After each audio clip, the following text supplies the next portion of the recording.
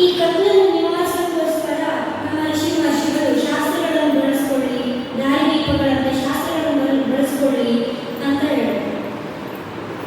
ಈ ಶಾಸ್ತ್ರಗಳು ಹೇಗೆ ದಾರಿದೀಪ ಆಗುತ್ತೆ ಅಂತ ಕೇಳಿದ್ರೆ, ಉದಾಹರಣೆಗೆ ಆಯುರ್ವೇದ ಶಾಸ್ತ್ರ. ಈ ಆಯುರ್ವೇದ ಶಾಸ್ತ್ರದಲ್ಲಿ ದೇಹದ ಸ್ವಾಸ್ಥ್ಯ ಸಂರಕ್ಷಣೆ ಬಗ್ಗೆ ಹೇಳಲಾಗಿದೆ. ಈ ಶರೀರ ಮಾಧ್ಯ ಮುಖರು ಧರ್ಮ ಸಾಧನ ಅಂತ ಹೇಳಿದ್ದಾರೆ. ಅಂದ್ರೆ ಈ ಶರೀರದ ಮೂಲಕವೇ ನಾವು ಆ ಮೋಕ್ಷ ಸಾಧನೆಯನ್ನು ಮಾಡಲು ಸಾಧ್ಯ. ಹಾಗಾಗಿ ಈ ಶರೀರದ ಸ್ವಾಸ್ಥ್ಯ ಸಂರಕ್ಷಣೆ ಅತ್ಯಂತ ಅವಶ್ಯಕವಾಗಿದೆ. ಆಯುರ್ವೇದದಲ್ಲಿ ಇದರ ಬಗ್ಗೆ ವಿಸ್ತಾರವಾಗಿ ಹೇಳಲಾಗಿದೆ. ಇನ್ನು ಧರ್ಮಶಾಸ್ತ್ರದಲ್ಲಿ ಯಾವುದನ್ನು ಮಾಡಬೇಕು, ಯಾವುದನ್ನು ಮಾಡಬಾರದು, ಯಾವ ಕರ್ಮ ಆಚರಣೆ ಮಾಡಬೇಕು ಎನ್ನುವುದರ ಬಗ್ಗೆ ಹೇಳಿ ಧರ್ಮ ಅರ್ಥ ಕಾಮ ಮೋಕ್ಷ ಅಂದರೆ ಚತುರ್ವಿಧ ಪುರುಷಾರ್ಥಗಳನ್ನು ಸಾಧಿಸಲು ಹೇಳಿದ್ದಾರೆ. ಹೀಗೆ ಎಲ್ಲ ಶಾಸ್ತ್ರವು ದಾರಿದೀಪವಾಗುತ್ತದೆ. ಈ ನನ್ನ ಸಹಪಾಠಿಗಳು ಹೇಗೆ ದಾರಿದೀಪ ಆಗುತ್ತೆ ಅನ್ನೋದ್ರ ಬಗ್ಗೆ ವಿಸ್ತಾರವಾಗಿ ಹೇಳಲಿದ್ದಾರೆ. ಏನಾದರೂ ತಪ್ಪಿದ್ದರೆ ಅದನ್ನು, ಏನಾದರೂ ಸರಿ ಇದ್ದರೆ ಅದನ್ನು ಗುರು ಅನುಗ್ರಹ ಅಂತ ಹೇಳ್ತಾ ನನ್ನ ಎರಡು ಮಾತುಗಳನ್ನು ಗುರುಚರಣಕ್ಕೆ ಅರ್ಪಿಸುತ್ತಿದ್ದೇನೆ. ಧನ್ಯವಾದ.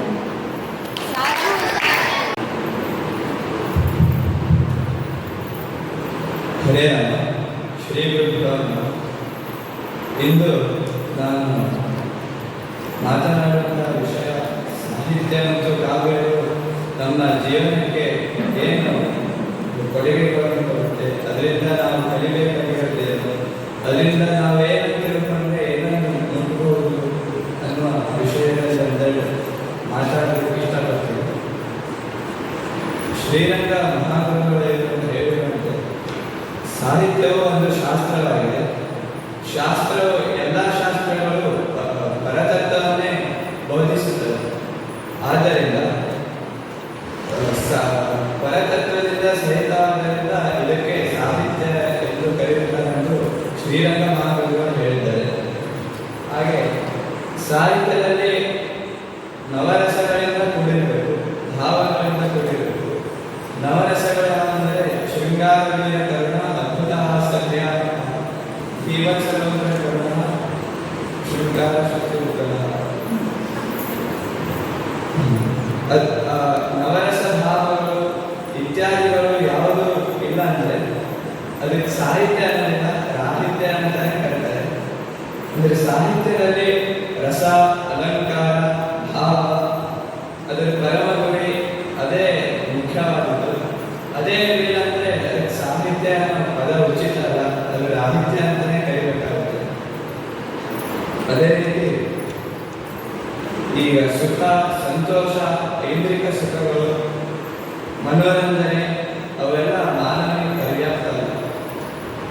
ಸಯೇಕೋ ಬ್ರಹ್ಮಣ ಆನಂದ ಅಂತ ಉಪನಿಷತ್ತಲ್ಲಿ ಹೇಳ್ತಾರೆ. ಬ್ರಹ್ಮಾನಂದ ಏನಿದೆಯೋ ಅದೊಂದೇ ಆನಂದ. ಉಳಿದೆಲ್ಲ ಕ್ಷಣಿಕ ಆನಂದ. ಈ ಇಂದ್ರಿಯ ಸುಖ ಎಲ್ಲ ಕ್ಷಣಿಕ ಆನಂದ. ಅದನ್ನು ಬಿಟ್ಟು ನಾವು ಬ್ರಹ್ಮಾನಂದವನ್ನು ಪಡೆಯೋದಕ್ಕೆ ನೋಡಬೇಕು. ಆ ಬ್ರಹ್ಮಾನಂದ ಹೇಗೆ ಪಡೆಯಬೇಕು ಅನ್ನೋದೆಲ್ಲ ಈ ಸಾಹಿತ್ಯ ಕಾವ್ಯಗಳಲ್ಲಿ ಋಷಿಗಳಂತೆ ಇವರು ಕವಿಗಳು ಅನೇಕ ಕಾವ್ಯಗಳನ್ನು ರಚಿಸಿದ್ದಾರೆ. ಆ ಕಾವ್ಯಗಳನ್ನೆಲ್ಲ ನಾವು ಪಠಿಸಬೇಕು. ಅದೇ ರೀತಿ ಈಗ ಕಾವ್ಯ ಸಾಹಿತ್ಯದಲ್ಲಿ ಕವಿಯ ಮನಸ್ಸು, ಗುರಿ, ಅವನ ಅನುಭವ ಹಾಗೂ ದೃಷ್ಟಿ ಹೇಗಿರುತ್ತೋ ಹಾಗೆ ಅವನು ರಚಿಸಿದ ಕಾವ್ಯದಲ್ಲಿ, ಅವನ ಲೇಖನದಲ್ಲಿ ಅದೇ ರೀತಿಯಾದ ರಚನೆಗಳು ಬರುತ್ತೆ. ಕವಿಯ ಕರ್ಮ ಕಾವ್ಯ, ಕವಿಯ ಕರ್ಮವೇ ಕಾವ್ಯ. ಈ ಕವಿಯ ಕರ್ಮವೇನೆಂದರೆ ಕಾವ್ಯ ರಚಿಸುವುದು ಅಂತ ಈ ವಾಕ್ಯ ಹೇಳುತ್ತೆ. ಕಾವ್ಯದ ಆತ್ಮ ಕವಿಯಾಗಿದೆ. ಅಂದರೆ ಕವಿಯಿಂದ ಸೃಷ್ಟಿ ಆದದ್ದರಿಂದ ಇದು ಕಾವ್ಯ ಅಂತ ಹೆಸರಾಗಿದೆ. ಈಗ ಆನಂದವರ್ಧನ ಒಂದು ಶ್ಲೋಕ ಹೇಳಿದ್ದಾನೆ. ಅಪಾರೇ ಕಾವ್ಯ ಸಂಸಾರೇ ಕವಿರೇಕ ಪ್ರಜಾಪತಿ ತಥಾಸ್ಮಿ ರೋಚತೆ ವಿಶ್ವಂ ತಥೇನ ಪರಿವರ್ತತೆ. ಈ ಕಾವ್ಯ ಎಂಬ ಸಂಸಾರದಲ್ಲಿ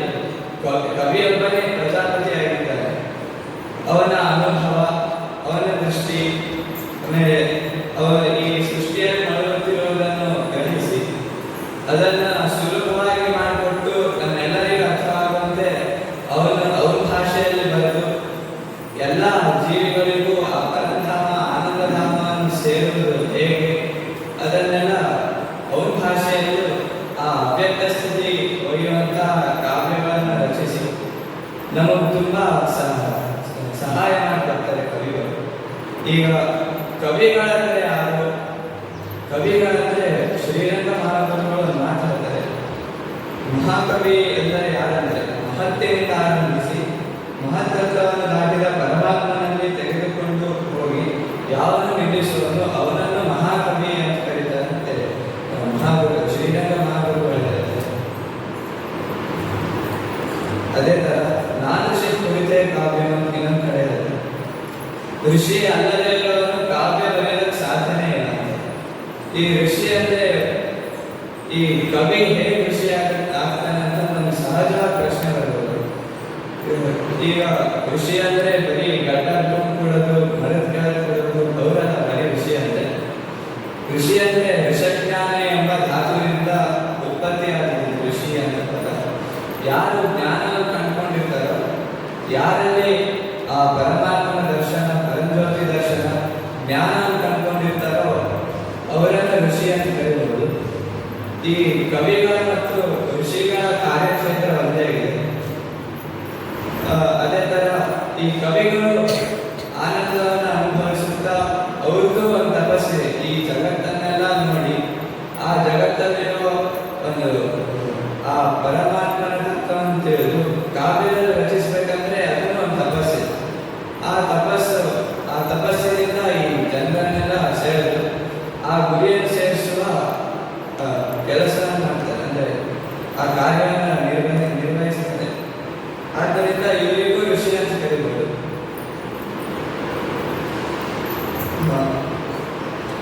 ಹಾಗೆ ಸುಮಾರು ಜನ ಕಾವ್ಯ ಬರೀತಾರೆ, ಆದರೆ ಆ ಕಾವ್ಯ ಹೇಗಿರುತ್ತೆ ಅನ್ನೋದ್ರ ಮೇಲೆ ಅದು ಮುಂದುವರಿಯುತ್ತೆ. ಈಗ ಒಂದಿಷ್ಟು ಜನ ಈಗ ಇಂಗ್ಲಿಷ್ ಭಾಷೆಯಲ್ಲಾಗಿರ್ಬೋದು, ಅಥವಾ ಶೇಕ್ಸ್ಪಿಯರ್ ಆಗಿರ್ಬೋದು, ಅವರೆಲ್ಲ ಮಾತು ಬರೀ ಐದ್ರಿಕ ಸುಖವಾಗಿರುತ್ತದೆ, ಅಂದರೆ ದುಷ್ಟ ವಿಚಾರಗಳು ಮನಸ್ಸಿಗೆ ಸ್ಫೂರ್ತಿಸುತ್ತೆ. ಆ ಥರ ಕಾವ್ಯ ಅಂದರೆ ಅದು ಕಾವ್ಯ ಅನ್ನೋದಿಲ್ಲ. ಅವರು ಬರೀ ಖುಷಿಯನ್ನು ನೀಡ್ತಾರೆ ಅಷ್ಟೇ. ಅದಕ್ಕೆ ನಾವು ಆಭಾರಿಯಾಗಿ ಅಂತದೇನಿರೋದಿಲ್ಲ. ಈಗ ಋಷಿಗಳಾದರೆ ನಮ್ಮ ಗುರಿಯನ್ನು ತೋರಿಸ್ತಾರೆ, ಆದ್ದರಿಂದ ಅವರಿಗೆ ನಾವು ಎಂದೂ ಋಣಿಗಳಾಗಿರಬೇಕು. ಆ ಕಾವ್ಯವನ್ನು ಅಂತ ನಾವು ಆ ಪರಂಧಾಮವನ್ನು ಸೇರಬೇಕು. ಅಂತಹ ಮಹಾಕವಿಗಳು ಕಾಳಿದಾಸ, ವ್ಯಾಸ, ಆ ವಾಲ್ಮೀಕಿ ಅಂತಹ ಮಹಾಕವಿಗಳು ಈ ಭಾರತದಲ್ಲಿ ತುಂಬ ಜನ ಆಗೋಗಿದ್ದಾರೆ. ಅಂಥವರಿಗೆಲ್ಲ ನಮಸ್ಕಾರ ಅಂತ ಹೇಳ್ತಾ, ಈಗ ಕಾವ್ಯ ಎನ್ನುವುದರಲ್ಲಿ ಎಷ್ಟು ವಿಭಾಗಗಳಿವೆ ಅದರದ್ದೊಂದು ಸಣ್ಣ ಪರಿಚಯ ನೀಡ್ತೀನಿ. ಕಾವ್ಯದಲ್ಲಿ ದೃಶ್ಯ ಕಾವ್ಯ, ಶ್ರವ್ಯ ಕಾವ್ಯ ಅಂತ ಎರಡು ವಿಭಾಗ. ಶ್ರವ್ಯ ಕಾವ್ಯದಲ್ಲಿ ಗದ್ಯ, ಪದ್ಯ, ಚಂಪು ಎಂದು ಮೂರು ವಿಭಾಗ. ದೃಶ್ಯ ಕಾವ್ಯದಲ್ಲಿ ಅಭಿನಯ ಮೂಲಕ ತೋರಿಸಿಕೊಳ್ಳಬಹುದು, ನಾಟಕ, ರೂಪಕ ಇತ್ಯಾದಿಗಳು.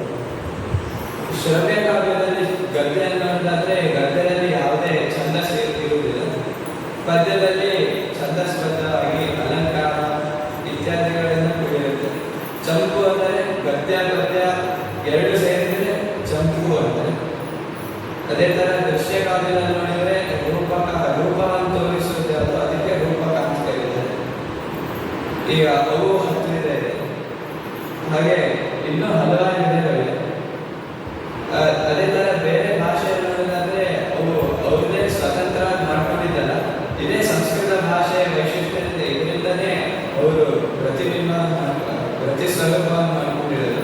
ಎಲ್ಲ ಮೂಲವಾಗಿರೋ ಸಂಸ್ಕೃತ ಭಾಷೆಯಲ್ಲಿ ಅಂತ ರಘುವಂಶ, ಕುಮಾರ ಸಂಭವ ಅಂತ ಕಾಳಿದಾಸ ಬರೆದಿರುವಂತಹ ಕಾವ್ಯಗಳು ನಮ್ಮ ಗುರುಕುಲದಲ್ಲಿ ಕಲಿಸ್ತಾರೆ. ಆದ್ದರಿಂದ ಎಲ್ಲ ಗುರುವಿನಕ್ಕೆ ನಾನು ನಮಸ್ಕಾರ ತಿಳಿಸ್ತಾ ನನ್ನ ಮಾತುಗಳನ್ನು ಶ್ರೀಚರಣ ಅರ್ಪಿಸ್ತಾ ಇದ್ದೇನೆ. ಹರೇ ರಾಮ. ಶ್ರೀ ಗುರುಭ್ಯೋ ನಮಃ. ಶ್ರೀಮದ್ ಜಗದ್ಗುರು ಶಂಕರಾಚಾರ್ಯ ಶ್ರೀ ಶ್ರೀ ರಾಘವೇಶ್ವರ ಭಾರತಿ ಮಹಾಸ್ವಾಮಿಯವರಿಗೆ ನಮಸ್ಕರಿಸುತ್ತಾ, ಮತ್ತು ಇಲ್ಲಿರುವ ಎಲ್ಲ ಗುರು ಹಿರಿಯರಿಗೆ ನಮಸ್ಕರಿಸುತ್ತಾ, ನಾನು ವ್ಯಾಕರಣದ ಬಗ್ಗೆ ಮಾತಾಡಲು ಇಷ್ಟಪಡ್ತೇನೆ. ಈ ವ್ಯಾಕರಣ ಅನ್ನುವಂಥದ್ದು ನಮ್ಮ ಭಾರತದಲ್ಲಿ ತುಂಬ ಜಾಸ್ತಿ ಬಳಕೆ ಮಾಡ್ತಾರೆ, ತುಂಬ ಪ್ರಧಾನವಾಗಿರುವಂಥದ್ದು. ನಮ್ಮ ಭಾರತ ದೇಶ ಯಾಕೆ ಎಷ್ಟು ಮಹತ್ವ ಅಂದರೆ ಯಾಕೆ ಎಷ್ಟು ಶ್ರೇಷ್ಠವಾದದ್ದು ಅಂತ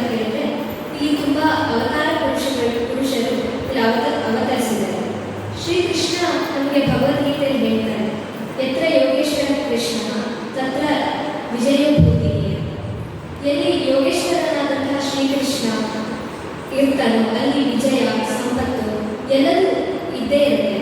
ಅಂತಹ ಶ್ರೇಷ್ಠ ಭೂಮಿ ನಮ್ಮ ಭಾರತ ಭೂಮಿ. ಇಲ್ಲಿ ಭಾರತ ಎಂದು ಎರಡು ಪದಗಳಿವೆ. ಭಾ ಅಂದರೆ ಬೆಳಕು, ರಥ ಅಂದರೆ ಅದರಲ್ಲಿ ನಿರತರಾದವರು ಅಂತ ಅರ್ಥ. ನಮ್ಮ ಭಾರತೀಯ ಸಂಸ್ಕೃತಿ ಕೂಡ ಈ ಬೆಳಕನ್ನೇ ಧ್ಯೇಯವಾಗಿಟ್ಟುಕೊಂಡು ನಮಗೆ ಪುರಾಣಗಳು, ಶಾಸ್ತ್ರಗಳು, ಸಾಹಿತ್ಯಗಳು, ಹೀಗೆ ವಿದ್ಯೆಗಳು, ಹೀಗೆ ಹಲವಾರು ವಿಷಯಗಳನ್ನ ನಮಗೆ ಋಷಿ ಮಹರ್ಷಿಗಳು ಕೊಟ್ಟಿದ್ದಾರೆ. ಇದಷ್ಟು ವಿಷಯಗಳು ನಮಗೆ ಸಂಸ್ಕೃತ ಭಾಷೆಯಲ್ಲಿ ಸಿಗುತ್ತೆ. ಆ ಸಂಸ್ಕೃತ ಭಾಷೆಯನ್ನು ನಾವು ತಿಳಿದ್ರೆ ಸಂಸ್ಕೃತಿಯನ್ನು ತಿಳಿಯಕ್ಕೆ ತುಂಬ ಸುಲಭ ಆಗುತ್ತೆ. ಸಂಸ್ಕೃತ ಭಾಷೆ ಅಂದರೆ ಏನು ಅಂತ ಕೇಳಿದ್ರೆ ಸರಿಯಾಗಿ ಮಾಡಲ್ಪಟ್ಟಿರುವಂತಹ ಭಾಷೆ. ಭಾಷೆಯಿಂದ ನಮ್ಮ ಭಾವನೆ ಏನಿದೆ ಅದನ್ನ ನಾವು ಬೇರೆ ಬೇರೆ ತಿಳಿಸೋಕ್ಕೆ ಇರುವಂತಹ ಒಂದು ಸಾಧನ ಅಂತ ಹೇಳ್ತಾರೆ. ಸರಿಯಾಗಿ ಮಾಡಿರುವಂತಹ ಭಾಷೆ ಸಂಸ್ಕೃತ ಭಾಷೆ. ಈ ಸಂಸ್ಕೃತ ಭಾಷೆಯ ವಿಶಿಷ್ಟತೆ ಏನು ಅಂದರೆ ಇದು ಪ್ರತಿಯೊಂದು ಅಕ್ಷರಗಳಿಗೂ ಇದರಲ್ಲಿ ಏನೇನಿದೆಯೋ ಅದೆಲ್ಲದಕ್ಕೂ ಒಂದೊಂದು ತಾತ್ವಿಕವಾದ ಹಿನ್ನೆಲೆ ಅಥವಾ ಕಾರಣಗಳಿದೆ. ಉದಾಹರಣೆಗೆ ನಾವು ನೋಡೋದಾದ್ರೆ ಈಗ ನಮ್ಮ ಸಂಸ್ಕೃತದಲ್ಲಿ ಅಕಾರವೇ ಯಾಕೆ ಮೊದಲು, ಇಕಾರ ಉಕಾರ ಮುಂದಿದ್ದೆಲ್ಲ ಇದೆ, ಅದನ್ನ ಯಾಕೆ ಮೊದಲು ಹಿಡಿದಿಲ್ಲ ಅಂತ ಕೇಳಿದ್ರೆ ಅದಕ್ಕೂ ಒಂದು ಕಾರಣ ಹೇಳ್ತಾರೆ. ಈ ಸೃಷ್ಟಿಯ ಮೊದಲ ಶಬ್ದ ಅಂದರೆ ಪ್ರಣವ ಅ ಉ ಮ ಎಂಬ ಈ ಶಬ್ದದಿಂದ ಕೂಡಿರುವಂಥದ್ದು. ಅದರ ಮೊದಲ ಅಕ್ಷರ ಅಕಾರವಾಗಿರುವುದರಿಂದ ಅಕಾರವನ್ನು ಮೊದಲಿಟ್ಟಿದ್ದಾರೆ ವರ್ಣಗಳಲ್ಲಿ ಅಂತ ಹೇಳ್ತಾರೆ. ಹಾಗೆ ನಮಗೆ ಶ್ರೀರಂಗ ಮಹಾಗುರುಗಳು ಹೇಳಿದ್ರು, ಶಿಶು ಯಾವಾಗ ಜನ್ಮವನ್ನು ತಾಳುತ್ತೋ ಆಗ ಅದು ಮೊದಲು ಅಳುವುದು ಅಕಾರದಿಂದ ಅಥವಾ ಮೊದಲು ಅದು ಅಳುತ್ತದೆ ಅಂತ ಹೇಳ್ತಾರೆ. ಸೃಷ್ಟಿಯ ಆರಂಭವಾದ ಅಕ್ಷರವು ಅಕಾರ, ಆದ್ದರಿಂದ ಅಕಾರವನ್ನು ಮೊದಲಿಡ್ತಾರೆ ಅಂತ ಹೇಳಿದ್ರು. ಹಾಗೆ ಶ್ರೀಕೃಷ್ಣನು ಹೇಳ್ತಾನೆ ಅಕ್ಷರಾಣ ಅಕಾರವಸ್ಮಿ ಅಂತ, ಅಕ್ಷರಗಳಲ್ಲಿ ಅಕಾರ ನಾನಾಗಿದ್ದೇನೆ ಅಂತ ಶ್ರೀಕೃಷ್ಣ ಹೇಳ್ತಾರೆ. ಭಗವಂತನನ್ನೇ ಮೊದಲ ಭಾಷೆ ಈ ಸಂಸ್ಕೃತ ಭಾಷೆ. ಅಷ್ಟೇ ಅಲ್ಲದೆ ಈ ಅಕಾರದಲ್ಲಿ ಇಕಾರನೇ ಯಾಕಿದೆ, ಉಕಾರನೇ ಯಾಕಿದೆ ಅಂತೆಲ್ಲ ಪ್ರಶ್ನೆ ಬರುತ್ತೆ. ಅದಕ್ಕೂ ಕೂಡ ಒಂದು ಕಾರಣ ಇದೆ. ನಮ್ಮ ಅಕಾರ ಬರುತ್ತೆ, ಹಾಗೆ ಇಕಾರ ಅನ್ನೋದು ನಮಗೆ ಕಾಲುವಲ್ಲಿ ಹೀಗೆ ಒಂದಾದ್ಮೇಲೆ ಕ್ರಮವಾಗಿ ಜೋಡಣೆ ಆಗಿರುವಂತಹ ಅಕ್ಷರಗಳು ಅದೇ ಕ್ರಮದಲ್ಲಿ ನಮ್ಮ ಸಂಸ್ಕೃತ ಭಾಷೆಯಲ್ಲಿ ಕೊಟ್ಟಿದ್ದಾರೆ. ಇಂತಹ ಮಹತ್ವಪೂರ್ಣವಾಗಿರುವಂತಹ ಭಾಷೆ ನಮ್ಮ ಸಂಸ್ಕೃತ ಭಾಷೆಯಾಗಿದೆ.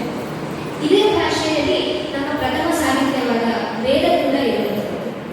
ಈ ವೇದವನ್ನು ತಿಳಿಯಲಿಕ್ಕೆ ನಮಗೆ ಕಷ್ಟ ಆಗುತ್ತೆ ಅಂತ ಋಷಿ ಮಹರ್ಷಿಗಳು ವೇದಾಂಗಗಳನ್ನ ಆ ವೇದಾಂಗಗಳಲ್ಲಿ ಒಂದು ವ್ಯಾಕರಣ. ವ್ಯಾಕರಣ ಅಂದರೆ ಏನು ಅಂತ ಕೇಳಿದ್ರೆ ಇದರಲ್ಲಿ ವಿ ಆಕರಣ ಎಂಬ ಎರಡು ಪದ ಇದೆ. ಯಾವುದು ನಮಗೆ ಅರ್ಥವನ್ನು ಸರಿಯಾಗಿ ತಿಳಿಸ್ಕೊಡುತ್ತದೋ ಅದು ವ್ಯಾಕರಣ. ಈಗ ನಾವು ಪುರಾಣವನ್ನು ಕಲಿಬೇಕು ಅಂತಿದ್ರೆ, ಶಾಸ್ತ್ರಗಳನ್ನ ತಿಳಿಬೇಕು ಅಂತಿದ್ರೆ ಅದರಲ್ಲಿ ಮೂಲ ಏನಿದೆ, ಏನು ಹೇಳಕ್ಕೆ ಹೊರಟಿದೆ ಅಂತ ನಾವು ಸರಿಯಾಗಿ ತಿಳ್ಕೋಬೇಕು. ಅದಕ್ಕೆ ವ್ಯಾಕರಣ ಅನ್ನುವಂಥದ್ದು ತುಂಬ ಬೇಕಾಗಿರುವಂಥದ್ದು. ಈ ವ್ಯಾಕರಣಕ್ಕೆ ನಾವು ಮೂಲವಾಗಿ ಬೇಕಾಗಿರುವಂಥದ್ದು ಮಾಹೇಶ್ವರ ಸೂತ್ರ ಅಂತ ಹೇಳ್ತಾರೆ. ಮಾಹೇಶ್ವರ ಸೂತ್ರ ಹೇಗೆ ಬಂತು ಅಂತ ಕೇಳಿದ್ರೆ ವೃತ್ತಾವಸಾನೆ ನಟರಾಜರಾಜ ನನ್ನಾದ ಕಾಮ ಪಂಚವರ ಉದ್ಧರ್ತ ಕಾಮ ಸನಕಾದಿ ಸಿದ್ಧಾನ್ ಏತದ್ ವಿಮರ್ಶೆ ಶಿವಸೂತ್ರ ಜಾನ ಅಂತ.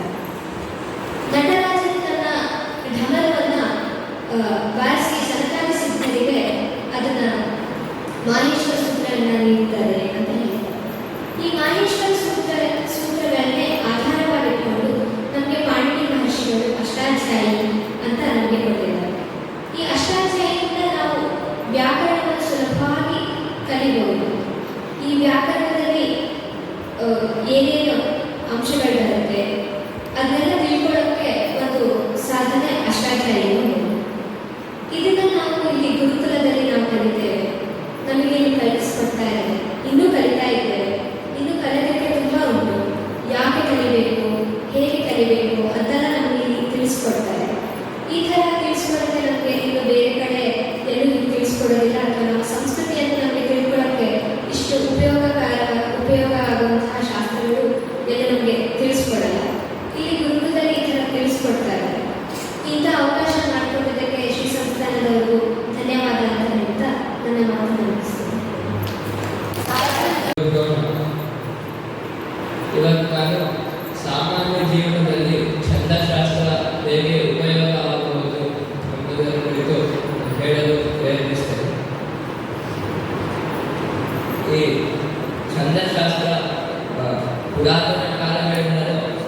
ವಿನ್ಯಾಸದಿಂದ ಕೂಡಿದ ವಿಷಯಕ್ಕೆ ತುಂಬ ಮಹತ್ವವಿತ್ತು.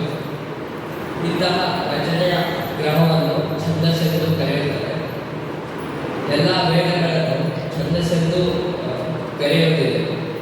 ವೇದ ಪುರಾಣಗಳಲ್ಲಿ ಷಡಂಗಗಳು ಎನ್ನುವಾಗೆ ಶಿಕ್ಷಾ, ವ್ಯಾಕರಣ, ಛಂದಃ, ನಿರುಕ್ತಂ, ಜ್ಯೋತಿಷಂ ತಥಾ ಕಲ್ಪಸ್ವೇತಿ ಷಡಂಗಾಗಿ ವೇದಸ್ಯಾಮು ಮನೀಷಿಣಃ. ವೇದಾಂಗಗಳೆನಿಸಿಕೊಂಡಿರುವ ಈ 6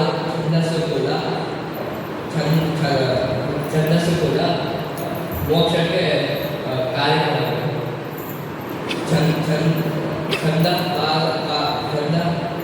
ಪಾದಸ್ತು ವೇದಸ್ಯ ಅಂದರೆ ಮನುಷ್ಯನ ಗತಿಗೆ ಸಾಧನವಾದದ್ದು ಪಾದ. ಅದು ಒಂದು ಬುನಾದಿ ಇದ್ದ ಹಾಗೆ. ವೇದದ ಗತಿಯನ್ನು ಅದರ ವಿಧಾನವನ್ನು ಸೂಚಿಸುವ ಛಂದಸ್ಸಿಗೂ ಪಾದ ಎಂದು ಹೆಸರು. ಎಲ್ಲ ಕಾರ್ಯಗಳು ಆರಂಭವಾಗುವುದು ಮೊದಲು ಬುನಾದಿಯಿಂದ. ಆರಂಭವಾಗಬೇಕಿದ್ದರೆ ಬುನಾದಿ ಸರಿಯಾಗಿದ್ದರೆ ಎಲ್ಲ ಕಾರ್ಯಗಳು ಸರಿಯಾಗಿ ಆಗುತ್ತವೆ. ಅದಕ್ಕಾಗಿ ಕೆಳಗೆ ಒಂದು ಅಡಿಪಾಯ ಸರಿಯಾಗಿರಬೇಕು. ಹಾಗೆ ಈ ಛಂದಶಾಸ್ತ್ರಕ್ಕೆ ಪಿಂಗಳ ಮುನಿ ಎಂಬುವನು ಪ್ರವರ್ತಕನು. ಈಗ ಉಪಲಬ್ಧವಾಗಿರುವ ಅವನ ಗ್ರಂಥಗಳು ವೃತ್ತರತ್ನಾಕರಾದಿ ಗ್ರಂಥಗಳಿಗೆ ಸಾಕ್ಷಿಯಾಗಿವೆ. ಈ ಪಿಂಗಳ ಮುನಿ ದೇವದಾನವರು ಕ್ಷೀರಸಾಗರದಲ್ಲಿ ಅಮೃತವನ್ನು ಪಡೆದ ಹಾಗೆ ಇವನು ವೇದದಿಂದ ಛಂದೋಮೃತವನ್ನು ಪಡೆದನೆಂಬುವ ಮಾತಿದೆ. ಹಾಗೆ ಅವಧ್ಯಂ ಛಾದಯತಿ ಛಂದಃ ಎಂಬುವ ಇದರ ವ್ಯುತ್ಪತ್ತಿ. ಅವಧ್ಯಂ ಅಂದರೆ ದೋಷಯುಕ್ತವಾದದ್ದು, ಛಾದಯತಿ ಎಂದರೆ ಅದನ್ನು ಮುಚ್ಚುವುದು. ಛಂದಸ್ಸು ಈ ದೋಷವನ್ನು ಮುಚ್ಚಿ ಗುಣವನ್ನು ಮಾಡುತ್ತದೆ. ಹಾಗೆ ಇದು ಸಾಮಾನ್ಯ ವಾಕ್ಗಳಲ್ಲಿರುವ ಉಕ್ತಿಯನ್ನು ಬೆಳೆಸಿ ದೋಷವನ್ನು ಹೋಗಿಸಿ ಅಕ್ಷರ ಜೋಡಣೆಯ ಸ್ವಭಾವವನ್ನು ಉಂಟು ಮಾಡುತ್ತದೆ. ಹಾಗೆ ಇದು ಛದಿ ಆವರಣೆ ಎಂಬುವ ಧಾತುವಿನಿಂದ ಛಂದಸ್ಸು ಬಂದಿದೆ. ಹಾಗೆ ಶ್ರೀ ಬಂಧನೆ ಎಂಬುವ ಧಾತುವಿನಿಂದ ಅದಕ್ಕೆ ರಕ್ಷಾಕವಚ ಅವಾಗಿದೆ ಛಂದಸ್ಸು. ಉದಾಹರಣೆಗೆ ಈ ತೆಂಗಿನ ತಿರುಳಿಗೆ ಚಿಪ್ಪು ಹೇಗೆ ರಕ್ಷಾಕವಚವಾಗಿದೆ, ಹಾಗೆ ಛಂದಸ್ಸು ಅದಕ್ಕೆ ಆವರಣ ಆಗಿದೆ. ಹಾಗೆ ಈ ಛಂದಸ್ಸು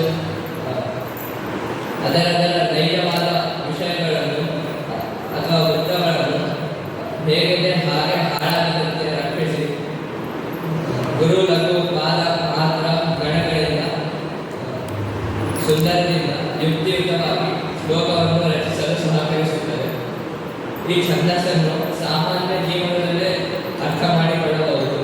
ಇದರಲ್ಲಿ ಚೌಕಟ್ಟು, ಸಮಾನತೆ, ನಿಯಮ, ಲಯ ಮುಂತಾದವುಗಳ ಸಾರವಿದೆ. ಈ ವಿಷಯದ ಬಗ್ಗೆ ಸೈಂಟಿಫಿಕ್ ಪರಿಚಯ ಜನರಲ್ಲಿಲ್ಲ. ವಿಶ್ವವೇ ಛಂದೋಮಯವಾಗಿದೆ.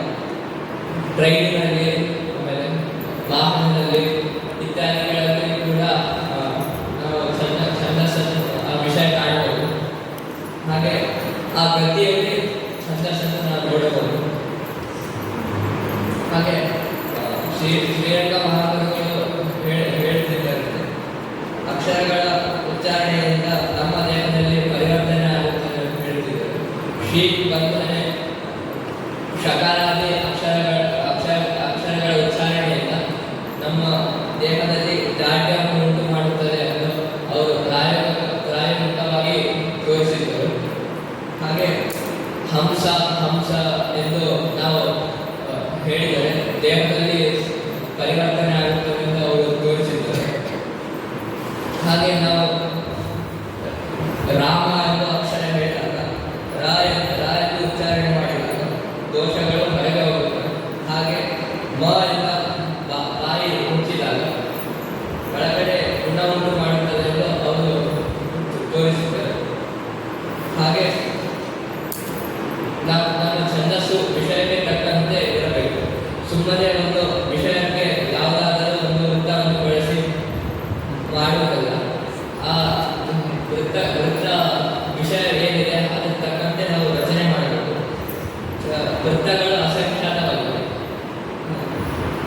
ಯಾವ ವೃತ್ತ ಯಾವ ಹೆಂಗೆ ಬಳಸಬೇಕು ಅಂತ ನಮಗೆ ಗೊತ್ತಿಲ್ಲ. ರತ್ನಾಕರಣದಲ್ಲಿ ಉದಾಹರಣೆಗೆ ರತ್ನದಂಥ ವಿಷಯವೂ ಇದೆ, ಹಾಗೆ ಕಲ್ಲಿನಂಥ ವಿಷಯವೂ ಇದೆ. ನಮಗೆ ಯಾವುದು ಸೂಕ್ತ ಯಾವುದು ಬೇಡ ಎಂದು ನಾವು ನೋಡಿಕೊಳ್ಳಬೇಕಾಗುತ್ತದೆ. ಉದಾಹರಣೆಗೆ ರಕ್ತ ಮತ್ತು ಚಿಮುಟ ಇವೆರಡೂ ಇದೆ. ನಾವು ಮುಳ್ಳು ತೆಗೆಯಬೇಕಾದರೆ ರಕ್ತದ ಅವಶ್ಯಕತೆ ಇಲ್ಲ, ಹಾಗೆ ಉಗುರು ತೆಗೆಯಬೇಕಾದರೆ ಚಿಮುಟದ ಅವಶ್ಯಕತೆ ಇಲ್ಲ. ಹಾಗೆ ಅಲ್ಲಿ ಯಾವುದು ಅವಶ್ಯಕತೆ ಇದೆ ಅದನ್ನು ನಾವು ಬಳಸಬೇಕಾಗುತ್ತದೆ. ಹಾಗೆ ಉದಾಹರಣೆಗೆ ಒಂದು ಸೋಪಾನದ ಮೇಲೆ ಒಂದು ಸ್ತ್ರೀ ಹತ್ಯೆ ಬರುತ್ತಿದ್ದಾಗ ಆಯಾಸವಾಗಿ ತುಂಬಿದ ಕೊಡವನ್ನು ಅಲ್ಲೇ ಇಟ್ಟಾಗ ಆ ಕೊಡ ಉರುಳಿದಾಗ ಟಮ್ ಟಮ್ ಎಂದು ಅದೇ ಗತಿಯಲ್ಲಿ ಕೆಳಗೆ ಬೀಳ್ತದೆ. ಆ ಗತಿ ಮೆಟ್ಟಲು ಎಷ್ಟು ದೊಡ್ಡದಾಗಿದೆ, ಹಾಗೆ ಆ ಬಿದ್ದ ಬೇಗ ಏನು, ಅದು ಬೀಳುವ ಎಷ್ಟು ಸಮಯ ತಗೊಂಡುಕೊಂಡಿದೆ, ಹಾಗೆ ಇದನ್ನೆಲ್ಲ ಒಳಗೊಂಡು ಆ ವ್ಯಕ್ತಿಯನ್ನು ಸೂಕ್ಷ್ಮವಾಗಿ ನೋಡಬೇಕಾಗುತ್ತದೆ. ಹಾಗೆ ಅದೇ ಜಾಗದಲ್ಲಿ ಒಂದು ಕಲ್ಲು ಬಿದ್ದರೆ ಅದರ ವೃತ್ತಿ ಬೇರೆ ಆಗುತ್ತದೆ. ಅದು ಟೈಮ್ ಟೈಮ್ ಶಬ್ದ ಬರುವುದಿಲ್ಲ, ಗುಡುಗುಡಲು ಶಬ್ದ ಬರುತ್ತದೆ. ಅದರ ವೇಗ ಅದರ ವೃತ್ತ ಅದೆಲ್ಲ ಬೇರೆ ಆಗಿರುತ್ತದೆ. ಹಾಗೆ ಒಂದು ಉದಾಹರಣೆಗೆ ಛಂದಸ್ಸು ಅದಕ್ಕೆ ಹೇಗೆ ಉಪಯೋಗ ಆಗ್ತದೆ ಅಂದರೆ, ಈ ನೆರಳಿನಲ್ಲಿ ಒಬ್ಬ ಸೇವಕ ನಿಂತಾಗ ಮೇಲೆ ಬಿಸಿಲು ಕೆಳಗೆ ಬಂಡೆಕಲ್ಲು ಸುಡುವಾಗ ಅವನಿಗೆ ಕೇಳಿದಾಗ ನನ್ನ ಸಾಲ ಯಾವಾಗ ಕೊಡ್ಬೋದು, ಇನ್ನೊಂದು ವರ್ಷ ಬಿಟ್ಟು ಕೊಡ್ತೀನಿ ಅಂತ ಹೇಳಿದಾಗ ಇಲ್ಲ ಅಂತ ಹೇಳ್ತಾನೆ. ಅದೇ ನೆರಳಿನಲ್ಲಿ ನಿಂತು ಕೇಳಿದಾಗ ಸರಿ ಆಗಬಹುದು ಅಂತ ಹೇಳ್ತಾರೆ. ಹಾಗೆ ನಾವು ಈ ಛಂದಸ್ಸು ಯಾವ ಸಮಯದಲ್ಲಿ ಹೇಗೆ ಬಳಸಬೇಕಂತ ನೋಡಬೇಕು ಅಂತ ಹೇಳ್ತಾ ನನ್ನ ಮಾತನ್ನು ಶ್ರೀ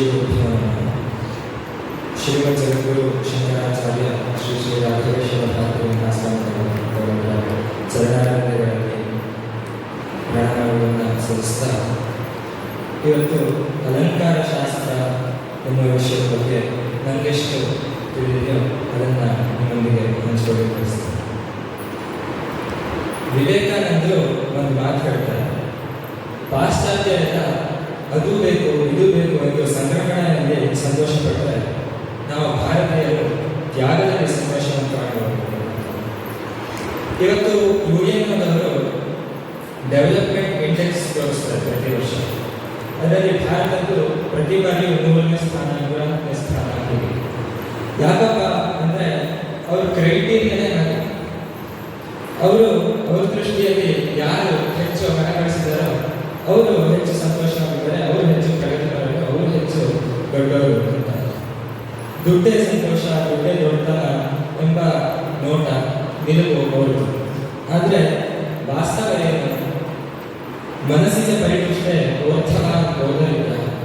ಇದು ಒಬ್ಬ ಭಿಕ್ಷುಕ ರಾಜಕೀಯ ಹೇಳುವಂತಹ ತುಂಬ ಚಂದ ಇದೆ.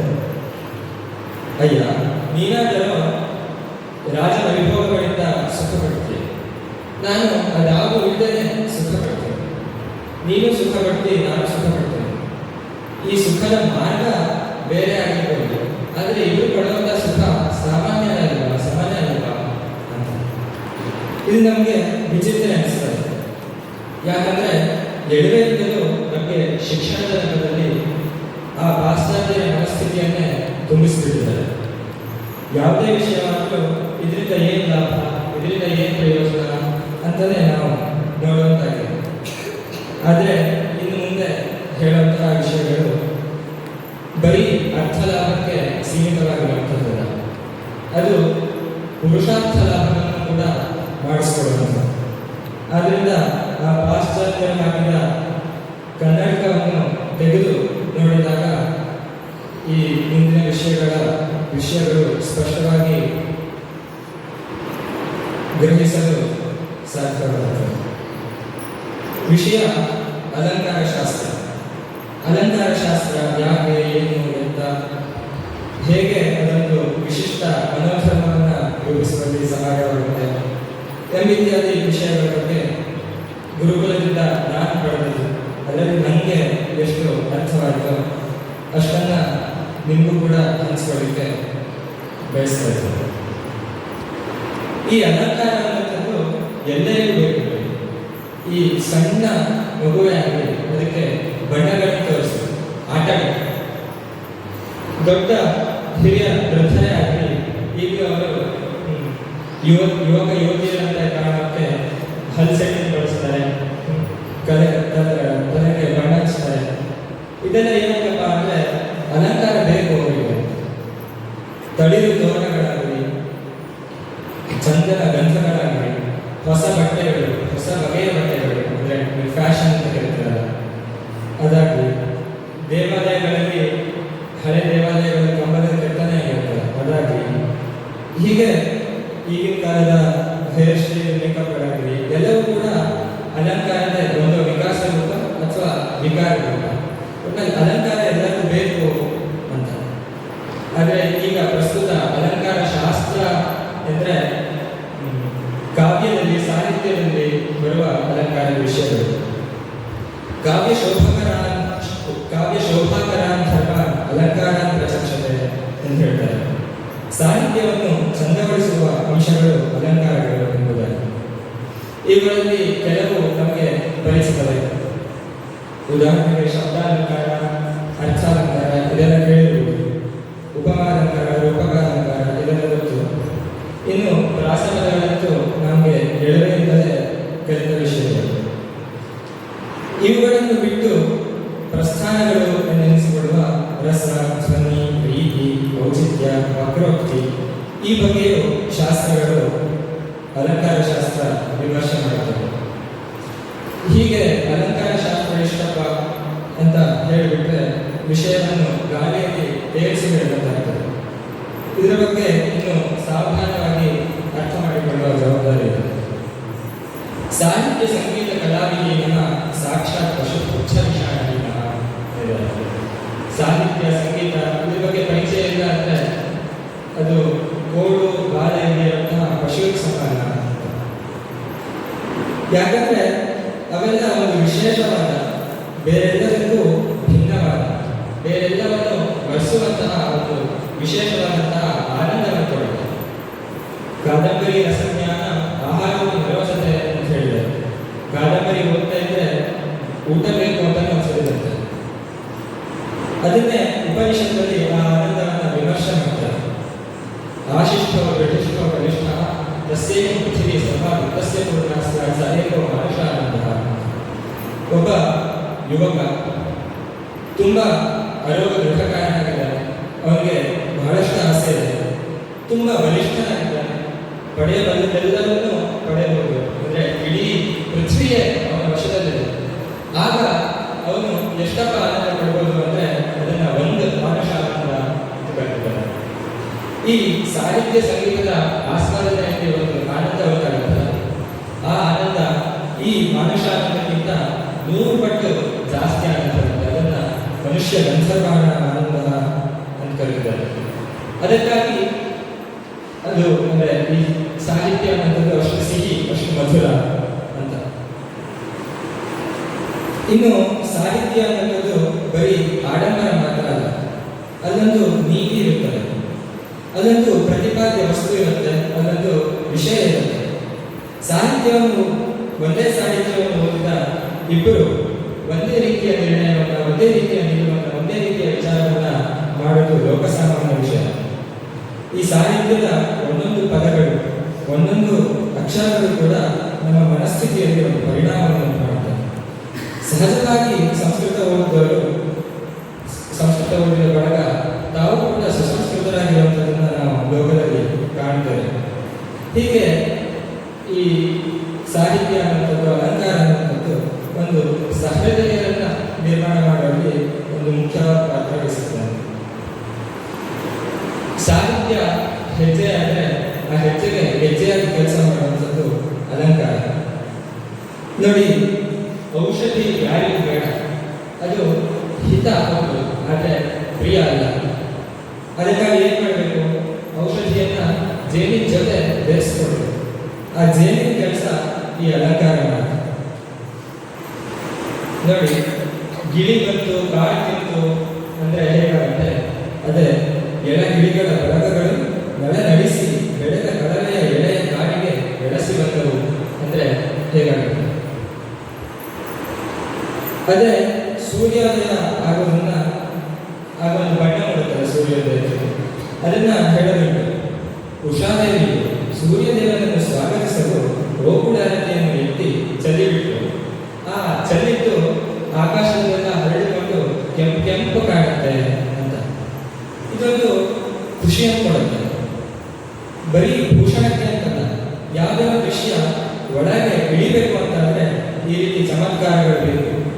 ಅದಕ್ಕಾಗಿ ನೋಡಿ, ಕಾದಂಬರಿಗಳು ಓದಿದ್ದು, ಕಥೆಗಳು ಓದಿದ್ದು ಬಹಳಷ್ಟು ದಿವಸ ನೆನಪಿರುತ್ತೆ. ಆದರೆ ಪಠ್ಯಪುಸ್ತಕಗಳು ಓದಿದ್ದು ಪರೀಕ್ಷೆಗೂ ನೆನಪಿರುತ್ತೆ. ಇದೆಲ್ಲ ಆ ಅಲಂಕಾರದ ಮಹಿಮೆ ಅಂತ. ಹೀಗೆ ಇಷ್ಟೆಯ ಅಲಂಕಾರದ ವ್ಯಾಪ್ತಿ, ಸಾಹಿತ್ಯದ ವ್ಯಾಪ್ತಿ ಅಂದ್ರೆ ಅಲ್ಲವಂತೆ. ಈ ಸಾಹಿತ್ಯಕ್ಕೆ ತುಂಬಾ ವ್ಯಾಪ್ತಿ ಇದೆ. ಸಹಿತ ಅನ್ನುವಂತಹ ಶಬ್ದದಿಂದ ಸಾಹಿತ್ಯ ಅಂತ ಆಗಿದೆ. ಯಾವುದರ ಸಹಿತ ಅಂದ್ರೆ ಜೀವನದ ಸಹಿತ, ಜೀವನ ಸಹಿತ. ಮೊದಲನೇ ಸಾಹಿತ್ಯ ಯಾವಾಗ ಪ್ರಾರಂಭ ಆಗುತ್ತೆ ಅಂದ್ರೆ, ಒಂದು ಮಗು ಹುಟ್ಟಿದಾಗ ಅದು ಅಳುತ್ತಲ್ಲ, ಆ ಅಳುವೆ ಮೊದಲನೇ ಸಾಹಿತ್ಯ ಅಂತ ಹೇಳ್ತಾರೆ. ಅದೇ ಮುಂದೆ ಅಪ್ಪ ಅಮ್ಮ ಅಂತ ಶಬ್ದಗಳಾಗಿ, ಅದೇ ಮುಂದೆ ಭಾಷೆಯಾಗಿ ವ್ಯಾವಹಾರಿಕವಾಗಿ ಮಾರ್ಪಡುತ್ತೆ. ಜೀವನದುದ್ದಕ್ಕೂ ಇದೇ ಸಾಹಿತ್ಯ ಮುಂದುವರೆಯುತ್ತದೆ ಅಂತ. ಆದರೆ ಇಷ್ಟೇನ ಈ ಮಾತಿಗೆ ಶಕ್ತಿ ಅಂದ್ರೆ ಅಲ್ಲ. ನೋಡಿ, ಯಾರಿಗೋ ಸಿಹಿ ತುಂಬಾ ಪ್ರಿಯ ಅಂತಂದ್ರೆ ಅವ್ರ ಎದುರುಗಡೆ ಜಿಲೇಬಿ ಹೆಸರು ಹೇಳಿ ಸಾಕು, ಬಾಯಲ್ಲೆಲ್ಲ ನೀರು ಊರುತ್ತೆ. ಹೆಸರು ಹೇಳಿದ್ರೆ ನೀರು ಊರದ್ದೇನಪ್ಪ ಅಂದ್ರೆ ಆ ಮಾತಿಗೆ ಆ ನೀರು ಊರಿಸೋ ಶಕ್ತಿ ಇದೆ. ಬೇಸಿಗೆಯಲ್ಲಿ ತಂಪು ತಂಪು ಅಂತ ಒಂದು ರೀತಿಯಲ್ಲಿ ಹೇಳಿದ್ರೆ ಆ ತಂಪಿನ ಅನುಭವ ಆಗುತ್ತೆ. ಮಾತಿಗೆ ಆ ಶಕ್ತಿ ಉಂಟು. ಇನ್ನು ಒಂಚೂರು ಒಳಗೆ ಹೊಕ್ಕು ನೋಡೋದಾದ್ರೆ, ಏನಾದ್ರು ಕಷ್ಟ ಬಂದ್ರೆ ಸುಂದರಕಾಂಡ ಪಾರಾಯಣ ಮಾಡಿ, ಆದಿತ್ಯ ಹೃದಯ ಪಾರಾಯಣ ಮಾಡಿ ಅಂತಾರೆ. ಅದರಿಂದ ಆ ಕಷ್ಟ ನಾಶವಾಗುತ್ತೆ. ಹೇಗೆ? ಅದು ಮಾತಿಗಿರುವಂತಹ ಸಾಮರ್ಥ್ಯ. ಮಂತ್ರಗಳೆಲ್ಲ ಇಂದು ಕೂಡ ಯೋಗಿಗಳಿಗೆ ಸಾಧನೆಯಲ್ಲಿ ಅಂತಃಶ್ರವಣ ಕೇಳ್ತಾರೆ. ಬರೀ ಛಂದಸ್ಸು ಮಾತ್ರದಿಂದಲೇ ಒಬ್ಬ ವ್ಯಕ್ತಿಗೆ ಆರೋಗ್ಯವನ್ನು, ರೋಗವನ್ನು ಎರಡನ್ನೂ ಉಂಟು ಮಾಡುವಂತೆ ಆಗುತ್ತೆ ಅನ್ನೋದು ಪ್ರಯೋಗಪಡಿಸುವ ವಿಷಯ. ನಾವು ಗಾಯತ್ರಿಯನ್ನು ಕಲಿಬೇಕಾದ್ರೂ ಆಯಾ ವರದಾದೇವಿ ಅಂತ ಕರಿತೀವಿ. ಅವಳು ಬರಬೇಕಾದ್ರೆ ಓಜಸ್ಸು, ಸಹಸ್ಸು, ಬಲ ಇದನ್ನೆಲ್ಲ ತಗೊಂಡು ಬರಬೇಕಾದ್ರೆ ಆ ವಾಕ್ಯಗೆ ಆ ಸಾಮರ್ಥ್ಯ ಇದೆ ಅನ್ನೋದನ್ನ ಅದು ಕೂಡ ಹೇಳ್ತಾರೆ. ಶಾಪ ಅನುಗ್ರಹಗಳನ್ನೆಲ್ಲ ಕೊಡ್ತಾ ಇದ್ದು ಮಾತಿನಿಂದ. ಕೊನೆಗೆ ವೇದಾಂತದ ಅನುಭವ ಕೊನೆಯಲ್ಲಿ ಏನಿದೆಯೋ ಅದು ಕೂಡ ಗುರುವಿನ ಮಾತಿನಿಂದಲೇ ಸಾಧ್ಯ. ಹೀಗೆ ಅದಕ್ಕಾಗಿ ಹೇಳ್ತಾರೆ ಕಾವ್ಯ ಯಶಸ್ಸೆ ಅರ್ಥಕತೆ ಇದೆಲ್ಲ. ಅಂದ್ರೆ ಬರೀ ಈ ಕಾವ್ಯ ಸಾಹಿತ್ಯ ಮಾತ್ರ ಯಶಸ್ಸಿಗೆ, ಅರ್ಥ ಸಂಪಾದನೆಗೆ, ಅಮಂಗಲ್ಯ ನಾಶಕ್ಕಾಗಿ, ವ್ಯವಹಾರದ ಜ್ಞಾನಕ್ಕೆ, ಮುಂದೆ ಕೊನೆಗೆ ಸದ್ಯವೇ ಪರನಿರುತ್ತೆ ಅಂದ್ರೆ ಮೋಕ್ಷಕ್ಕೂ ಕೂಡ ಕಾರಣವಾಗುತ್ತೆ ಅಂತ. ಈ ಹೆಜ್ಜೆಗೆ ಎಷ್ಟೆಲ್ಲ ವ್ಯಾಪ್ತಿ ಉಂಟೋ ಗೆಜ್ಜೆಗೂ ಅಲ್ಲಿಯವರೆಗೂ ವ್ಯಾಪ್ತಿ ಇರುತ್ತೆ.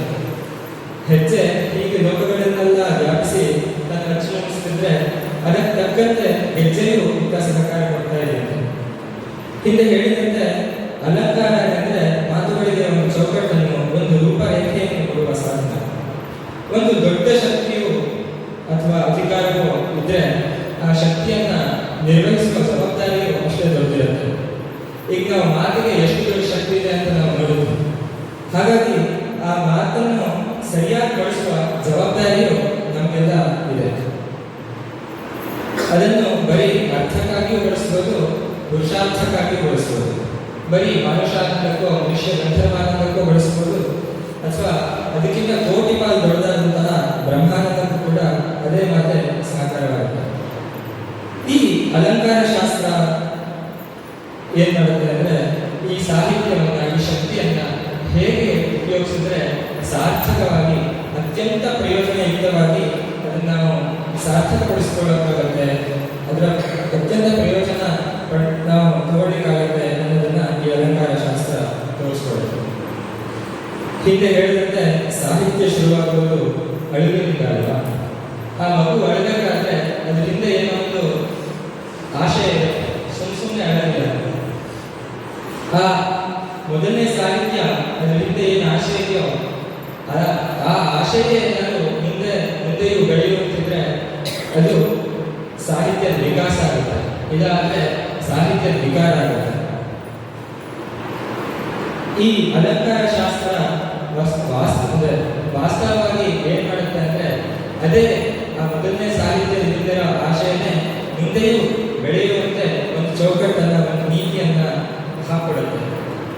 ಒಟ್ಟಿನಲ್ಲಿ ಹೇಳೋದಾದ್ರೆ ನಾವು ಬೈಯುವಾಗ ಬಳಸುವ ಶುದ್ಧ ಬಟ್ಟೆ ಅಂತ ಹೇಳ್ತೀವಲ್ಲ, ಅದು ಕೂಡ ಅಲಂಕಾರ. ಅಲ್ಲಿಂದ ಹಿಡಿದು ಅಕ್ಷರ ಬ್ರಹ್ಮದವರೆಗೂ ಕೂಡ ತನಗಿರುವಂತಹ ಕೆಲಸ, ಗೆಜ್ಜೆಯಾಗಿರುವಂತಹ ಕೆಲಸ, ಅದನ್ನ ಅಲಂಕಾರ ಶಾಸ್ತ್ರ ಸಮರ್ಪಕವಾಗಿ ನಿರ್ವಹಣೆ ಮಾಡುತ್ತೆ ಅಂತ ಹೇಳ್ಬೋದು. ಇಷ್ಟನ್ನು ಹೇಳಿ ಇಷ್ಟು ವಿಷಯಗಳನ್ನ ನನ್ನವರಿಗೆ ಕೊಟ್ಟಂತಹ, ದಯಪಾಲಿಸಿದಂತಹ ಗುರುವಿಗೂ, ಆ ಗುರು ಪರಂಪರೆಗೂ, ಆಚಾರ್ಯರಿಗೂ, ಆರ್ಯವೃಂದಕ್ಕೂ ಎಲ್ಲರಿಗೂ ಕೂಡ ಕೃತಜ್ಞತೆಗಳನ್ನು ಸಲ್ಲಿಸ್ತಾ, ಏನಾದರೂ ದೋಷವಿದೆ ತಿದ್ದಬೇಕು ಅಂತ ಕೇಳಿಕೊಳ್ತಾ ನನ್ನ ಮಾತುಗಳನ್ನು ಗುರುವಿನಲ್ಲಿ ಸಮರ್ಪಣೆ ಮಾಡ್ತೀನಿ. ಶ್ರೀ ಗುರು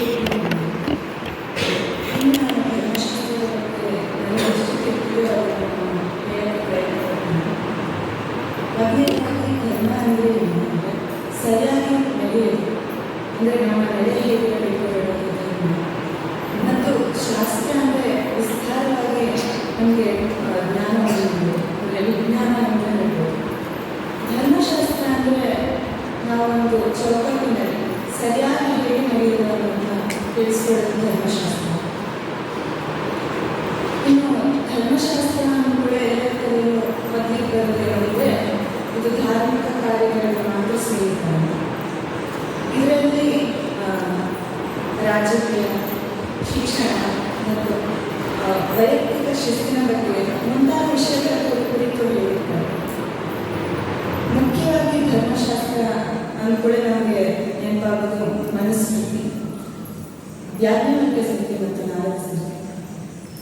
ಮನುಸ್ಮೃತಿ ಯಾಕೆ ನಮಗೆ ಮೊದಲಿಗೆ ನೆನಪಾಗೋದಂದ್ರೆ ಅದು ಹಳೆಯದು ಮತ್ತು ತುಂಬ ಪ್ರಸಿದ್ಧವಾದ ಸಂಗೀತ ಇದೆ. ಇನ್ನು ಯಾಜ್ಞವಲ್ಕ್ಯ ಸ್ಮೃತಿ ಅದು ಮನುಸ್ಮೃತಿಗಿಂತ ತುಂಬ ಸುಧಾರಿತ ಮತ್ತು ತಾರ್ಕಿಕವಾಗಿದೆ ಎಂದು ಹೇಳ್ತಾರೆ. ನಾರದ ಸ್ಮೃತಿಯಲ್ಲಿ ನ್ಯಾಯಾಂಗ ಮತ್ತು ಕಾನೂನಿನ ಬಗ್ಗೆ ಒತ್ತನ್ನು ನೀಡಿದ್ದಾರೆ.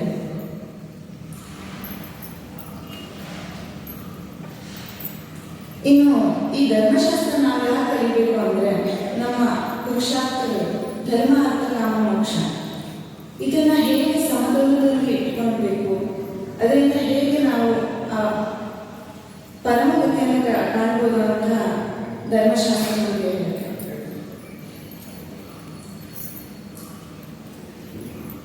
ಈಗ ನಾವು ಈಗಿನ ಕಾನ್ಸ್ಟಿಟ್ಯೂಷನ್ ಅಂದರೆ ಸಂವಿಧಾನ ಏನು ಹೇಳ್ತೀವಲ್ಲ, ಇದರಲ್ಲೂ ಸಹಿತ ನಮ್ಮ ಧರ್ಮಶಾಸ್ತ್ರದ ನೆರಳಿದೆ ಅಂತ ನಾವು ಹೇಳ್ಬೋದು. ಹೇಗೆ ಅಂದರೆ ನಮ್ಮ ಭಾರತ ಸಂವಿಧಾನದ ವಿಧಿ 14 ಅಂದರೆ ಆರ್ಟಿಕಲ್ 14 ಪ್ರಕಾರ ನ್ಯಾಯಾಂಗದ ಮುಂದೆ ಎಲ್ಲರೂ ಸಮಾನರು ಅಂತ. ಅದು ನಮ್ಮ ಶಾಸ್ತ್ರದಲ್ಲಿ ಧರ್ಮದ ಮುಂದೆ ಎಲ್ಲರೂ ಸಮಾನ ಎನ್ನುವ ತತ್ವದಿಂದ ತಗೊಂಡಿದ್ದಾರೆ. ಹಾಗೆ ವಿಧಿ 51 ಇದೇನು ಹೇಳುತ್ತೆ ಅಂದರೆ ಮೂಲಭೂತ ಕರ್ತವ್ಯಗಳು. ಇದು ನಮ್ಮ ಶಾಸ್ತ್ರದಲ್ಲಿ ಹೇಳಿದ ಕರ್ತವ್ಯ ಎಂಬ ತತ್ವದಿಂದ ತಗೊಂಡಿದ್ದಾರೆ. ಹಾಗೆ ನಮ್ಮ ಸಂವಿಧಾನದಲ್ಲಿ ಪ್ರಾಣಿ ರಕ್ಷಣೆ ಹಾಗೂ ಪರಿಸರ ರಕ್ಷಣೆ ಬಗ್ಗೆ ಎಲ್ಲ ಹೇಳಿದ್ದಾರೆ. ಇದು ನಮ್ಮ ಶಾಸ್ತ್ರಗಳಲ್ಲಿ ಸಾವಿರಾರು ವರ್ಷದ ಹಿಂದೆನೇ ನಮಗೆ ಹೇಳಿದ್ದಾರೆ. ಅದು ಭೂದೇವಿ ಎಂಬ ತತ್ವದಿಂದ ಆರಿಸಿಕೊಂಡಿದ್ದಾರೆ ಅಂತ ಹೇಳಿದ್ರೆ ತಪ್ಪಾಗಲ್ಲ. ಇನ್ನು ನಮ್ಮ ಈಗಿನ ಶಿಕ್ಷಣದಲ್ಲಿ ಧರ್ಮಶಾಸ್ತ್ರ ಯಾಕೆ ಅವಶ್ಯಕತೆ ಇದೆ ಅಂದರೆ ವಿದ್ಯಾರ್ಥಿಯಲ್ಲಿ ಅಂಕಗಳಿಕೆಯ ಇಚ್ಛೆ ಇದೆ, ಆದರೆ ಆ ಸ್ಥಿರತೆ ಇಲ್ಲ. ಅಂದರೆ ಇವಾಗ ನಮ್ಮ SSLC ಪರೀಕ್ಷೆ ಆಗಿರ್ಬೋದು, ನಮ್ಮ ಸೆಕೆಂಡ್ PUC ರಿಸಲ್ಟ್ ಫಲಿತಾಂಶ ಬಂದಾಗ ನೋಡ್ಬೋದು, ವಾಹಿನಿಗಳಲ್ಲೆಲ್ಲ ತೋರಿಸ್ತಾರೆ ಇಷ್ಟು ಮಕ್ಕಳು ಆತ್ಮಹತ್ಯೆಗಳಿದ್ರು. ಅವರ ಏನು ಆತ್ಮಸ್ಥಿರತೆ ಇರಲ್ಲ ಅಂಕಗಳಿಗೆ ಏನು ದೊಡ್ಡದು ಹೇಳೋದಾಗಿದೆ. ಸ್ಥಿರತೆ ಹೇಳೋದು ಮನುಷ್ಯರು ಇಲ್ಲದೆ ಇರೋ ಕಾರಣದಿಂದ ಆ ಥರ ಆಗುತ್ತೆ. ಆದರೆ ನಮ್ಮ ಧರ್ಮಶಾಸ್ತ್ರಗಳು ಹೇಳೋದೇನು ಅಂದರೆ ಮೊದಲೇದ ಕಳಿಸೋದೇನು ಅಂದರೆ ಸ್ಥಿರತೆ. ಎಂಥ ಸಂದರ್ಭ ಬಂದು ಧೈರ್ಯವನ್ನು ಕಳ್ಕೊಂಡೇ ಇರೋದು. ಹೇಗೆ ಅಂದರೆ ನಾವು ನಮ್ಮ ಧರ್ಮಶಾಸ್ತ್ರದಲ್ಲಿ ಹೇಳಿದ ದಿನನಿತ್ಯದ ಕರ್ಮಗಳನ್ನು ಏನು ಹೇಳಿದಾರೋ ಅದನ್ನು ಸರಿಯಾಗಿ ಮಾಡಿದ್ರೆ ನಮ್ಮಲ್ಲಿ ಸ್ಥಿರತೆ ಆಗಿರ್ಬೋದು, ಧೈರ್ಯ ಆಗಿರ್ಬೋದು, ಅದು ತನ್ನಂತಾನಾಗೆ ಬರುತ್ತೆ. ದಿನನಿತ್ಯ ಇವಾಗ ಬ್ರಾಹ್ಮಿ ಮುಹೂರ್ತದಲ್ಲಿ ಹೇಳೋದ್ರಿಂದ ವೈಜ್ಞಾನಿಕವಾಗಿ ನಮಗೆ ತುಂಬ ಪರಿಣಾಮಕಾರಿ ಹೇಳೋದು ಈಗೂ ಸಹಿತ ವಿಜ್ಞಾನಿಗಳು ಹೇಳ್ತಾರೆ. ಹಾಗೆ ನಾವು ನಮ್ಮ ಧರ್ಮಶಾಸ್ತ್ರದಲ್ಲಿ ಹೇಳಿದ ಸಂಸ್ಕಾರಗಳಾಗಿರ್ಬೋದು, ದಿನನಿತ್ಯದ ಕರ್ಮಗಳಾಗಿರ್ಬೋದು, ಇವೆಲ್ಲವೂ ನಮ್ಮ ಸ್ಥಿರತೆಯನ್ನು ಹೆಚ್ಚಿಸುತ್ತದೆ.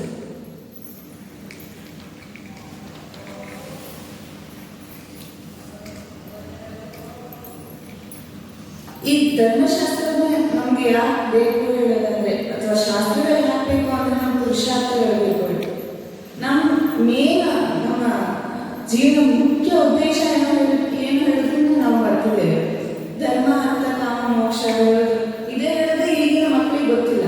ಹೊರಗಿನ ಜಗತ್ತಿಗೆ ಹೋಗಿ ಪುರುಷಾರ್ಥ ಅಂದ್ರೆ ಅದೇನದು ಹಾಗೆ ಒಂದಿದೆಯಾ ಅಂತ ಹೇಳಿದೆ. ಆ ಥರ ಮನೋಭಾವನೆ ಬಂದಿದೆ. ಆದರೆ ನಮ್ಮ ಆಧುನಿಕ ಶಿಕ್ಷಣದಲ್ಲಿ ಅದು ತುಂಬ ಅವಶ್ಯಕವಾಗಿದೆ. ಯಾಕೆಂದ್ರೆ ಅವರ ಏನಾದರೂ ಒಂದು ಜೀವನದಲ್ಲಿ ಕುಳೆ ಬಿದ್ವಿ, ಇನ್ನೂ ನಮ್ಮ ಕೈಲಿ ಆಗಲ್ಲ ಹೇಳೋ ಒಂದು ಮನಸ್ಥಿತಿ ಇದೆ. ಆದರೆ ಧರ್ಮಶಾಸ್ತ್ರ ನಮಗೆ ಅದನ್ನು ಎತ್ತಿ ಹಿಡಿಯೋದಿಲ್ಲ. ನಿಮ್ಮ ಕೈಲಿ ಆಗತ್ತೆ ಹೇಳೋದನ್ನ ಜೀವನಕ್ಕೆ ತುಂಬ ದಾರಿ ಹೇಳಿದೆ ಮತ್ತು ಈಗ ಬರೀ ಅಂಕಗಳಿಗೆ ಅಲ್ಲ ಅನ್ನೋದನ್ನ ಹೇಳುತ್ತೆ.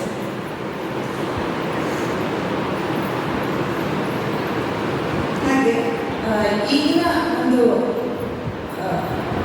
ಶೈಕ್ಷಣಿಕದ್ದು ಏನಿದೆ ಅಂದರೆ ಅದರಲ್ಲಿ ವಿನಯ ಹೇಳೋದೇ ಇಲ್ಲ. ಆದರೆ ನಮ್ಮ ಶಾಸ್ತ್ರಗಳು ಏನು ಹೇಳುತ್ತೆ ಅಂದರೆ ವಿದ್ಯಾ ವಿನಯನ ಶೋಭತೆ. ನೈತಿಕತೆ ಇಲ್ಲದ ಶಿಕ್ಷಣ ವ್ಯರ್ಥ. ಅದು ನಾವು ಕಲಿತರೂ ಅದಕ್ಕೆ ಏನಿದೆ ಮೌಲ್ಯ ಇರಲ್ಲ. ಆದರೆ ಈಗ ನಮ್ಗೆ ಏನಾದರೂ ಶಿಕ್ಷಣಕ್ಕೆ ಏನಾದರೂ ವ್ಯವಸ್ಥೆ ಆಗಿದೆ ಅಂದರೆ ಅಂಕಗಳಿಗೆ ನೈತಿಕತೆ ಹೇಳೋದು ಮುಂಚೂರು ಇದೇ ಇರೋ ಕಾರಣ ನಮ್ಮ ಮೂಲ ಏನು ಹೇಳೋದನ್ನೇ ನಾವು ಮಾಡ್ತಾ ಇದ್ದೀವಿ. ಎಲ್ಲಿಂದ ಬಂದಿರೋ ಅಲ್ಲಿಗೆ ಹೋಗಬೇಕು, ಅದಕ್ಕೆ ಏನು ಮಾಡಬೇಕು, ಅದರ ಕರ್ತವ್ಯವನ್ನೆಲ್ಲ ನಾವು ಮಾಡ್ತಾ ಇದ್ದೀವಿ. ಆದರೆ ನಮ್ಮ ಧರ್ಮಶಾಸ್ತ್ರ ಅದು ನಮ್ಮ ಆ ಕರ್ತವ್ಯಗಳನ್ನು ನೆನಪಿಸಿಕೊಡುತ್ತೆ. ನಾನು ಕೊನೆಯದಾಗಿ ಹೇಳೋದೇನು ಅಂದರೆ ನಾವು ಧರ್ಮಶಾಸ್ತ್ರ ಅಥವಾ ಶಾಸ್ತ್ರಗಳಿಂದ ಈ ಆಧುನಿಕ ಜಗತ್ತಿಂದ ದೂರ ಆಗೋದಿಲ್ಲ. ಜೊತೆ ನಾವು ಆಧುನಿಕ ಜಗತ್ತಿನಲ್ಲಿ ತುಂಬ ಸ್ಥಿರತೆಯಿಂದ ಗಟ್ಟಿಯಾಗಿ ನಿಲ್ಬೋದು ಅಂತ ಹೇಳಕ್ಕೆ ಇಷ್ಟಪಡ್ತೀನಿ. ಹರೇ ರಾಮ. ಏನು ತಪ್ಪಾಗಿದ್ದು ಕ್ಷಮಿಸಿ.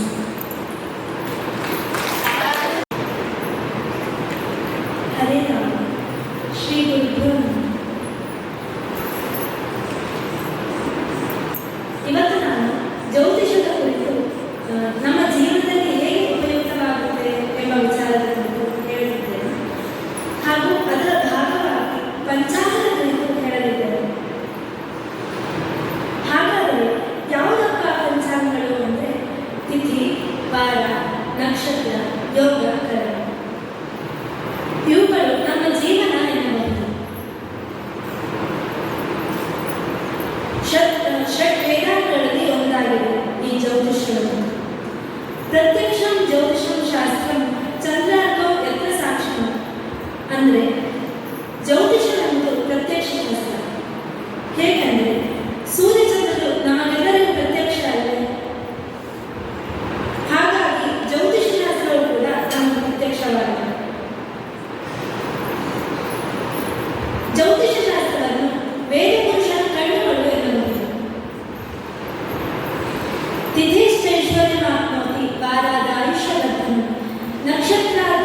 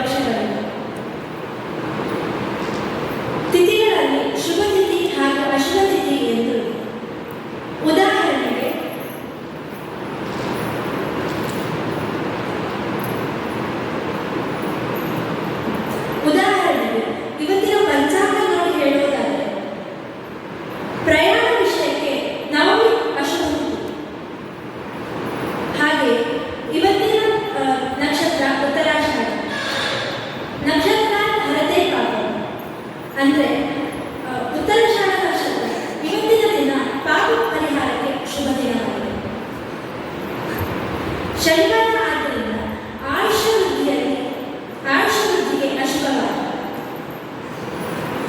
ಇವತ್ತು ಸಿದ್ಧಿಯೋಗ, ರೋಗ ನಿವಾರಣೆಗೆ ಶುಭ ಯೋಗವಾಗಿದೆ. ತೈದಿನ ಕಾರಣ ಆದ್ದರಿಂದ ಕಾರ್ಯಸಿದ್ಧಿಗೆ ಶುಭ ದಿನವಾಗಿದೆ. ಈ ಪಂಚಾಂಗದಲ್ಲಿ ಶುಭ ಹಾಗೂ ಅಶುಭ ಎಂದು ಈ ಪಂಚಾಂಗದಲ್ಲಿ ಶುಭ ಹಾಗೂ ಅಶುಭವನ್ನು ತಿಳಿಯಬಹುದು.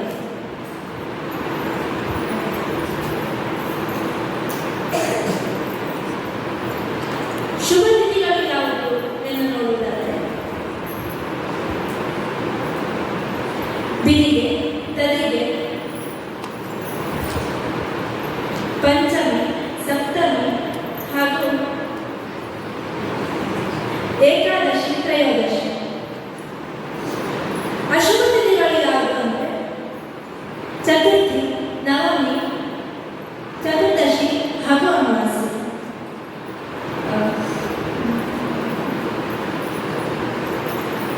ನಕ್ಷತ್ರದಲ್ಲೂ ಹೀಗೆ ಅಶುಭ ಹಾಗೂ ಶುಭಗಳಿವೆ.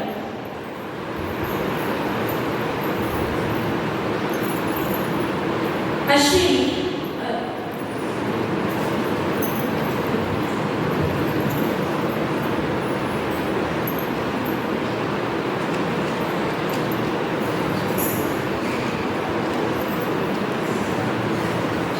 ಅಶ್ವಿನಿ,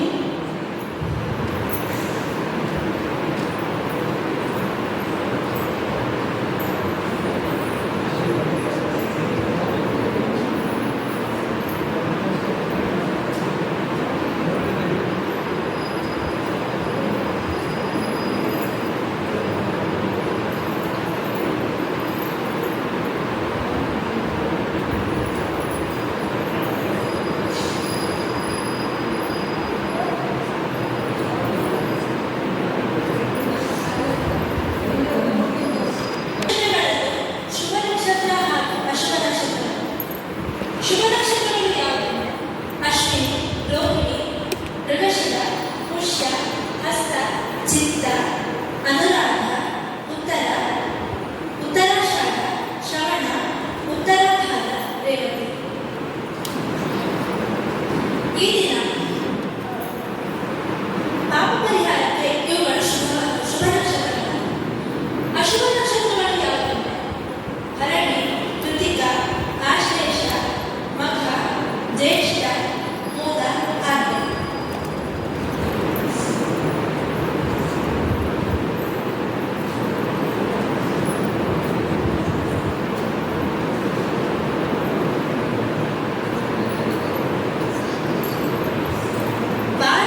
ವಾರಗಳಲ್ಲೂ ಶುಭವಾರ, ಅಶುಭವಾರ. ಸೋಮವಾರ, ಬುಧವಾರ, ಗುರುವಾರ ಶುಭವಾರ.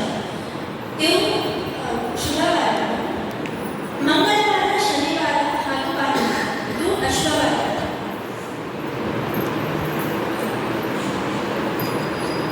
ಶುಭ ಯೋಗಗಳು: ಆಯುಷ್ಮಾನ್, ಸೌಭಾಗ್ಯ, ಶೋಭನ, ಧೃತಿ, ಹರ್ಷಣ, ಸಿದ್ಧಿ, ಶುಭ, ಬ್ರಹ್ಮ. ಅಶುಭ ಯೋಗಗಳು: ವಿಷ್ಕಂಭ, ಅತಿಗಂಡ, ಶೂಲ, ಗಂಡ, ವ್ಯಾಘಾತ, ವಜ್ರ, ವ್ಯತಿಕ, ಪರಿಘ, ವೈದ್ಯುತಿ. ಕರಣಗಳು: ಶುಭ ಕರಣಗಳು: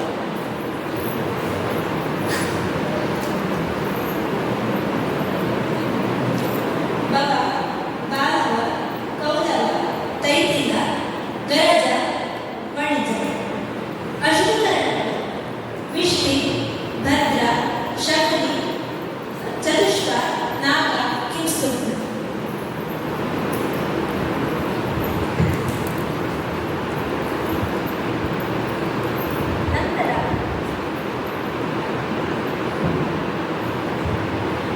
ನಂತರ ಶ್ವಾಸದ ಕುರಿತು ಹೇಳುವುದಾದರೆ ಇಡ, ಪಿಂಗಲ, ಸುಷುಮ್ನ ಎಂದು 3 ನಾಡಿಗಳಿರುತ್ತದೆ.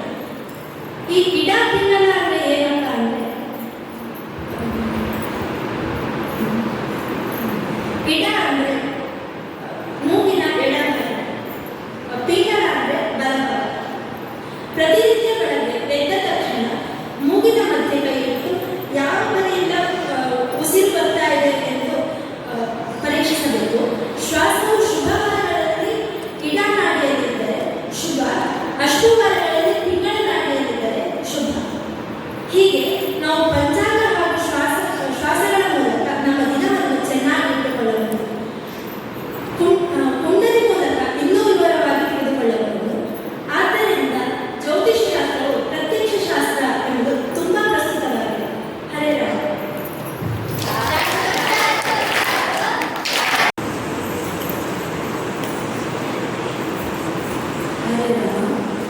ಗುರುಚರಣಗಳಿಂದ ಶ್ರೀಮದ್ ಜಗದ್ಗುರು ಶಂಕರಾಚಾರ್ಯ ಶ್ರೀ ಶ್ರೀ ರಾಘವೇಶ್ವರ ಭಾರತೀಯ ಮಹಾಸ್ವಾಮಿಗಳ ಚರಣ ಕರ್ನಾಟಕಕ್ಕೆ ನಮಸ್ಕಾರ.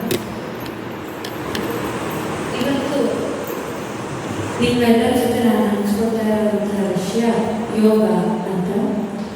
ಯೋಗ ಅಂತ ತಕ್ಷಣ ಈಗೆಲ್ಲರಿಗೂ ಈಗಿನ ಕಾಲದಲ್ಲಿ ನೆನಪಾಗೋದು ಆಸನ, ಪ್ರಾಣಾಯಾಮ ಅಥವಾ ವ್ಯಾಯಾಮಕ್ಕೆ ಅಂತ.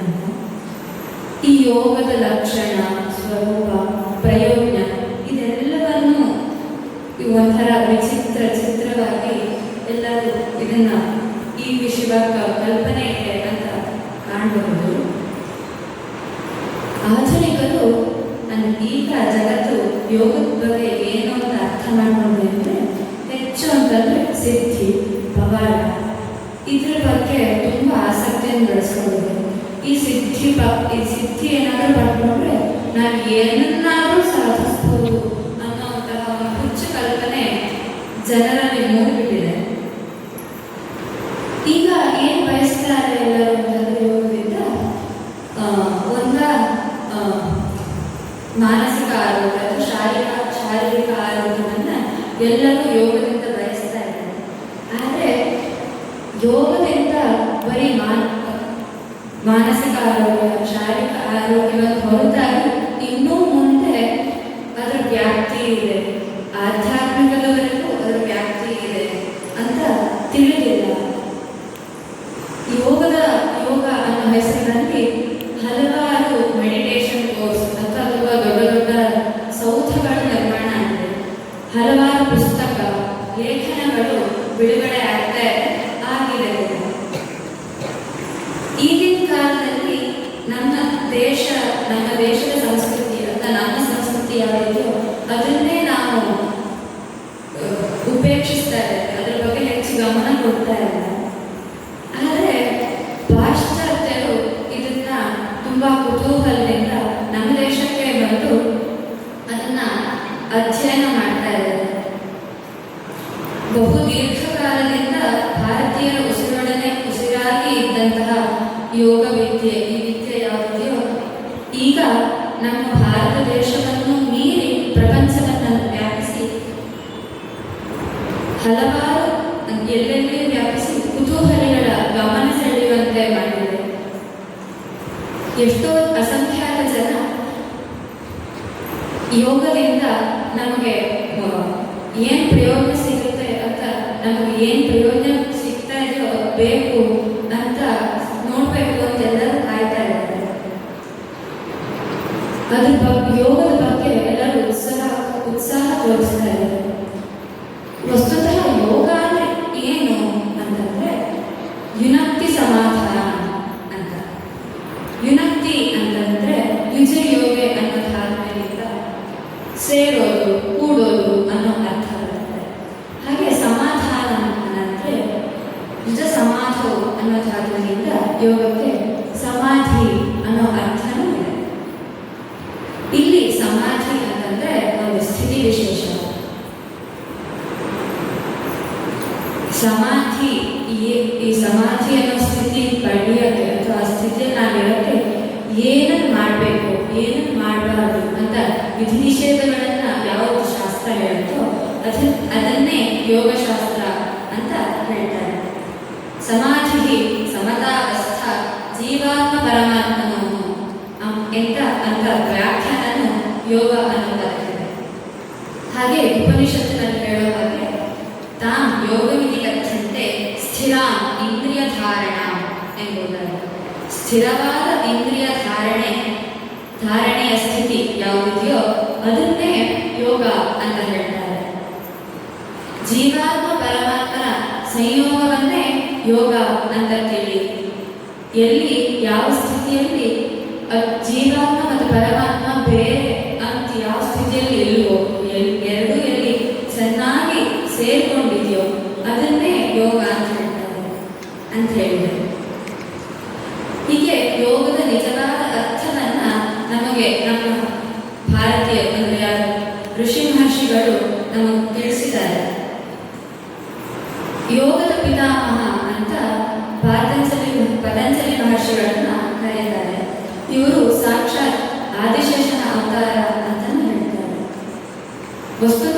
ಯೋಗ ಪಾಠಕ್ಕೆ ಅಥವಾ ಪಠನಕ್ಕೆ ಮಾತ್ರ ವಿಷಯವಲ್ಲ, ಇದು ಅಭ್ಯಾಸವಿರುವಂತಹ, ಅಂದರೆ ನಾವು ಅದನ್ನು ನಮ್ಮ ದಿನಚರ್ಯೆಯಲ್ಲಿ ಅಥವಾ ನಮ್ಮ ದೈನಂದಿನ ಕೆಲಸದಲ್ಲಿ ಇದನ್ನು ಅಳವಡಿಸಿಕೊಳ್ಳುವಂತಹ ಒಂದು ಶಾಸ್ತ್ರ ಆಗಿದೆ ಅಂತ ಹೇಳಕ್ಕೆ ಇಷ್ಟಪಡ್ತೀನಿ. ನಮಗೆ ಇಲ್ಲಿ ಎರಡು ತರಹ ಈ ಯೋಗ ಅಂತಂದ್ರೆ ಏನು, ಅದು ಯಾಕೆ ಮಾಡಬೇಕು, ಹೇಗೆ ಮಾಡಬೇಕು ಎಲ್ಲವನ್ನೂ ನಮಗೆ ತಿಳಿಸ್ತಾ ಇದ್ದಾರೆ. ಇದನ್ನ ನಮ್ಮ ಜೀವನದಲ್ಲಿ ಅಳವಡಿಸೋದು ಹೇಗೆ ಅಂತಾನು ತಿಳಿಸ್ತಾ ಇದ್ದಾರೆ. ನಮಗೆ 6 ತಿಂಗಳಲ್ಲಿ ಯೋಗಶಾಸ್ತ್ರದ ಒಂದು ಮುಖ ದರ್ಶನವನ್ನು ತೋರಿಸ್ತಾರೆ. ಅಂದ್ರೆ ಏನು ಅಂತ ಸುಮ್ಮನೆ ಫ್ರಂಟ್ ಪೇಜ್ ಹೇಗಿದೆ ಅನ್ನೋದನ್ನ ಒಂದ್ಸಲಿ ತೋರಿಸ್ತಾರೆ. ಇದರಿಂದ ನಮ್ಗೆ ಹಲವಾರು ವಿಷಯ ತಿಳಿದಿದೆ. ಇನ್ನೂ ಇದನ್ನು ತಿಳಿಯೋದಕ್ಕೆ ಸುಮಾರು ವರ್ಷಗಳು ಬೇಕು. 6 ವರ್ಷ ಎಷ್ಟು ಸಲ 6 ಪೂರ್ಣ ಆಗುತ್ತೆ ಅಂತ ಹೇಳಕ್ಕಾಗಲ್ಲ. ಆಚಾರ್ಯರು ಹೇಳಿದ ಹಾಗೆ ಒಂದು ಜೀವನಕ್ಕೆ ಒಂದು ಇಡೀ ಶಾಸ್ತ್ರ ಒಂದು ಶಾಸ್ತ್ರ ಕಲಿಬೇಕು ಅಂತಂದ್ರೆ ಒಂದು ಇಡೀ ಜೀವನ ಬೇಕು ಅಂತ. ಹಾಗಾಗಿ ಈ ಎಲ್ಲ ಶಾಸ್ತ್ರಗಳು ನಮ್ಗೆ ಇಲ್ಲಿ ಆ ತರಹ ಪಾಠ ಆಗ್ತಾ ಇದೆ. ಇದಕ್ಕೆ ಅವಕಾಶ ಮಾಡಿಕೊಟ್ಟಂತಹ ಶ್ರೀ ಸಂಸ್ಥಾನದವರಿಗೂ, ಹಾಗೆ ನಮಗೆ ಈ ಮೂಲದಲ್ಲಿ ತಿಳಿಸಿದಂತಹ ಗುರು ದಂಪತಿಗಳಿಗೂ ಆರ್ಯವರಿಗೂ ನಾನು ಋಣಿ ಅಂತ ಹೇಳ್ತಾ ನನ್ನ ಮಾತನ್ನ ಗುರುಚರಣ ಕಲಿಸ್ತಾ ಇದ್ದೇನೆ. ಹರೇ ರಾಮ. ಶ್ರೀ ಗುರುಭ್ಯೋ ನಮಃ. ಶ್ರೀಮದ್ ಜಗದ್ಗುರು ಶಂಕರಾಚಾರ್ಯ ಶ್ರೀ ಶ್ರೀ ರಾಘವೇಶ್ವರ ಭಾರತಿ ಮಹಾಸ್ವಾಮಿಗಳ ಪಾದಾರವಿಂದಕ್ಕೆ ನಮಸ್ಕರಿಸುತ್ತಾರೆ. ಆತ್ಮಾವ ಹರೇ ದ್ರಷ್ಟವ್ಯ ಎಂಬುದು ಶ್ರುತಿ ಮಾತು. ಪ್ರತಿಯೊಬ್ಬ ಮನುಷ್ಯನು ಭಗವತ್ ಸಾಕ್ಷಾತ್ಕಾರವನ್ನು ಮಾಡಲೇಬೇಕು ಎಂದು ಇದರ ಅರ್ಥ. ಹೇಗೆ ಭಗವತ್ ಸಾಕ್ಷಾತ್ಕಾರ ಮಾಡಿಕೊಳ್ಳೋದು ಅಂತ ಕೇಳಿದರೆ, ಜ್ಞಾನದೇವತು ಕೈವಲ್ಯವು, ಜ್ಞಾನದಿಂದ ಮಾತ್ರ ಭಗವಂತನನ್ನು ಪಡೆಯಲಿಕ್ಕೆ ಸಾಧ್ಯ. ಆದರೆ ನಮ್ಮಂತಹ ಸಾಮಾನ್ಯ ಜನರಿಗೆ ಜ್ಞಾನ ಪಡೆಯುವುದು ಅಷ್ಟು ಸುಲಭವಾದದ್ದಲ್ಲ.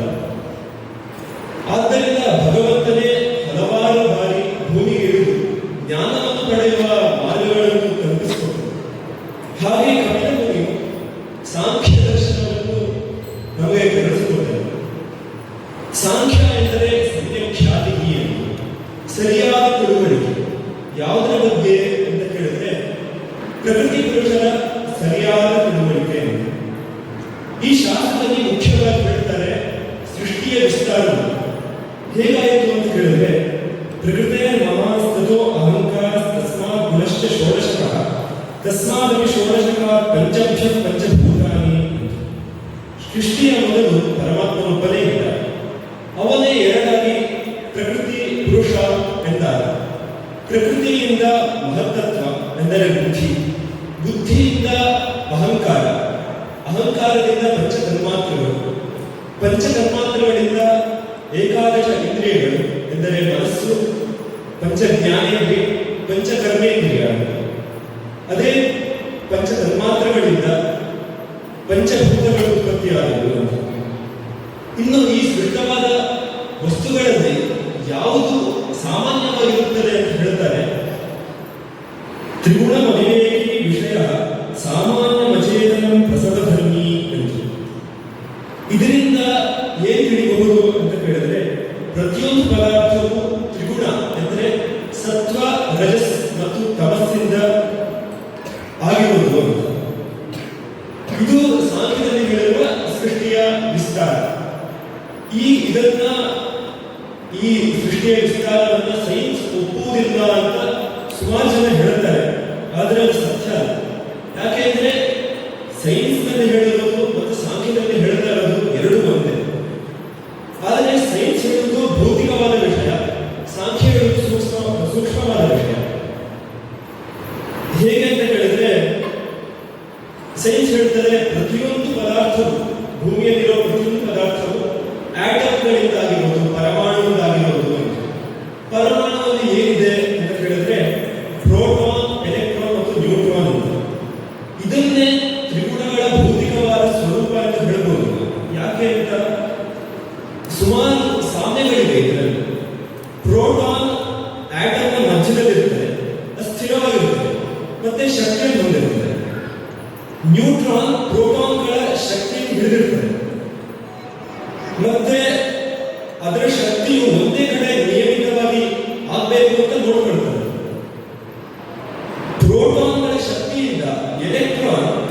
ಪ್ರೋಟಾನ್ ಸುತ್ತ ಸುತ್ತುತ್ತದೆ, ಅದನ್ನೆಲ್ಲ ಚಲಿಸ್ತದೆ. ಹಾಗೆಯೇ ತ್ರಿಗುಣಗಳ ಸ್ವಭಾವವನ್ನು ಸಾಂಖ್ಯದಲ್ಲಿ ಹೇಳ್ತಾರೆ. ಪ್ರಕಾಶ ಪ್ರವೃತ್ತಿ ನಿಯಮಾರ್ಥ ಸತ್ವಂ ಲಘು ಪ್ರಕಾಶವಿಷ್ಟಂ ಉಪಷ್ಟಂಭಂ ಚಲಂಚ ರಜಃ ಗುರು ವರ್ಣಕಮೇವ ನಮಃ. ಸತ್ವ ಎಂದರೆ ಪ್ರೋಟಾನ್, ಸ್ಥಿರವಾಗಿದ್ದು ಶಕ್ತಿಯನ್ನು ಹೊಂದಿರುತ್ತದೆ. ಎಲೆಕ್ಟ್ರಾನ್ ಪ್ರೋಟಾನ್ ಶಕ್ತಿಯಿಂದ ಚಲಿಸುತ್ತದೆ, ಅಂದರೆ ಅದು ರಜಸ್ಸು ಅಂತ ಹೇಳಬಹುದು.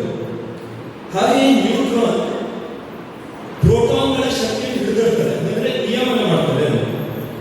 ಇದಿಷ್ಟು ಆಟಮ್ಗಳ ವಿಷಯವಾದರೆ ಇನ್ನು ಸೃಷ್ಟಿಯ ವಿಷಯವನ್ನು ಫಿಸಿಕ್ಸ್ ಹೇಳ್ತದೆ. ಸೃಷ್ಟಿ ಶುರುವಾದದ್ದು ಸ್ಫೋಟದಿಂದ, ಅದಕ್ಕೆ ಬಿಗ್ ಬ್ಯಾಂಗ್ ಅಂತ ನಾವು ಕರೀತೇವೆ ಎಲ್ಲರಿಗೂ. ಇದಕ್ಕಿಂತ ಮುಂಚೆ ಸೃಷ್ಟಿಯ ಶಕ್ತಿ ಒಂದು ಸಣ್ಣ ಚುಕ್ಕೆಯಲ್ಲಿತ್ತು ಅಂತ ಹೇಳ್ತಾರೆ. ಆ ಚುಕ್ಕೆಯಲ್ಲಿ ಈ ಪ್ರೋಟಾನ್, ಎಲೆಕ್ಟ್ರಾನ್ ಮತ್ತು ನ್ಯೂಟ್ರಾನ್ ಅಡಲವಾಗಿದ್ದು, ಸಮಾನವಾಗಿದ್ದು ಮತ್ತು ಸೃಷ್ಟಿಯ ಅಂಶಗಳೆಲ್ಲ ಸಮಾನವಾಗಿದ್ದು ಅಂತ ಹೇಳ್ತಾರೆ. ಮತ್ತೆ ಆ ಚುಕ್ಕೆಯಲ್ಲಿ ಆದ ಗುಣ ವೈಷಮ್ಯ, ಶಕ್ತಿಯ ವೈಷಮ್ಯದಿಂದ ಸೃಷ್ಟಿಯಾಯಿತು ಅಂತ ಹೇಳ್ತಾರೆ. ಸಾಂಖ್ಯವು ಇದನ್ನೇ ಹೇಳುತ್ತೆ. ಸೃಷ್ಟಿಯ ಮೊದಲು ಪ್ರಕೃತಿ ಪುರುಷರಿಬ್ಬರೇ ಇದ್ದು, ಪ್ರಕೃತಿಯಲ್ಲಿ ಆದ ತ್ರಿಗುಣಗಳ ವೈಷಮ್ಯದಿಂದ ಮುಂದಿನ ಸೃಷ್ಟಿ ಆಯಿತು ಎಂದು. ಸೈನ್ಸ್ ಹೇಳುತ್ತದೆ ವೈಷಮ್ಯದಿಂದ ಆಗಿದ್ದು ಶಕ್ತಿಯ ವಿಸ್ತಾರ. ಒಂದೊಂದು ಶಕ್ತಿಯ ಪುಂಜಗಳು ಒಂದೊಂದು ನಿಶ್ಚಿತವಾದ ಪದಾರ್ಥವನ್ನು ಹೊಂದುವಂತೆ ಒಂದು ವಿಸ್ತಾರವಾದವು. ಹಾಗಾದರೆ ಒಂದು ನಿಶ್ಚಿತವಾದ ಪದಾರ್ಥ ಅದು ಸಿದ್ಧವಾದವು. ಇದನ್ನೇ ಸಾಗಿ ಹೇಳುತ್ತದೆ ಪ್ರಕೃತಿಯಿಂದ ಮಹತ್ತತ್ವ ಆಯಿತು ಎಂದರೆ ಬುದ್ಧಿ. ಬುದ್ಧಿಯ ಲಕ್ಷಣ ಏನು ಅಂತ ಹೇಳಿದ್ರೆ ನಿಶ್ಚಯಾತ್ಮಕ ಬುದ್ಧಿ ಎಂದು. ಅದು ನಿಶ್ಚಯ ಮಾಡ್ತಾರೆ, ನಿಶ್ಚಿತವಾದ ಪದಾರ್ಥ ಹೀಗೆ ಆಗಬೇಕು ಅಂತ ಹೇಳ್ತಾರೆ. ಆ ಮಹತ್ತತ್ವದಲ್ಲಿ ತ್ರಿಗುಣಗಳಲ್ಲಿ ಯಾವುದಾದ್ರು ಒಂದು ಗುಣ ಅಧಿಕವಾಗಿರ್ತದೆ, ಬೇರೆರಡು ಗುಣ ನ್ಯೂನವಾಗಿರ್ತದೆ. ನಂತರ ಆ ಶಕ್ತಿ ಪುಂಜಗಳು ಪ್ರತ್ಯೇಕವಾದ ಪದಾರ್ಥ ಆಗಲಿಕ್ಕೆ, ಅಂದರೆ ಬೇರೆಯವರಿಂದ ಪ್ರತ್ಯೇಕ ಆಗಲಿಕ್ಕೆ ಶುರುವಾದವು. ಇದನ್ನೇ ನಾವು ಸಾಂಖ್ಯದಲ್ಲಿ ಅಹಂಕಾರ ಅಂತ ಹೇಳಬಹುದು. ಇನ್ನು ಜೀವಿಗಳ ಉತ್ಪತ್ತಿಯು ಹೀಗೆ ಆಗುತ್ತದೆ ಅಂತ ಬಯಾಲಜಿ ಹೇಳುತ್ತದೆ. ಶುಕ್ರಶೋಣಿಗಳ ಮೇಳನದಿಂದ ಝೈಗಾಟ್ ಆಗುತ್ತೆ.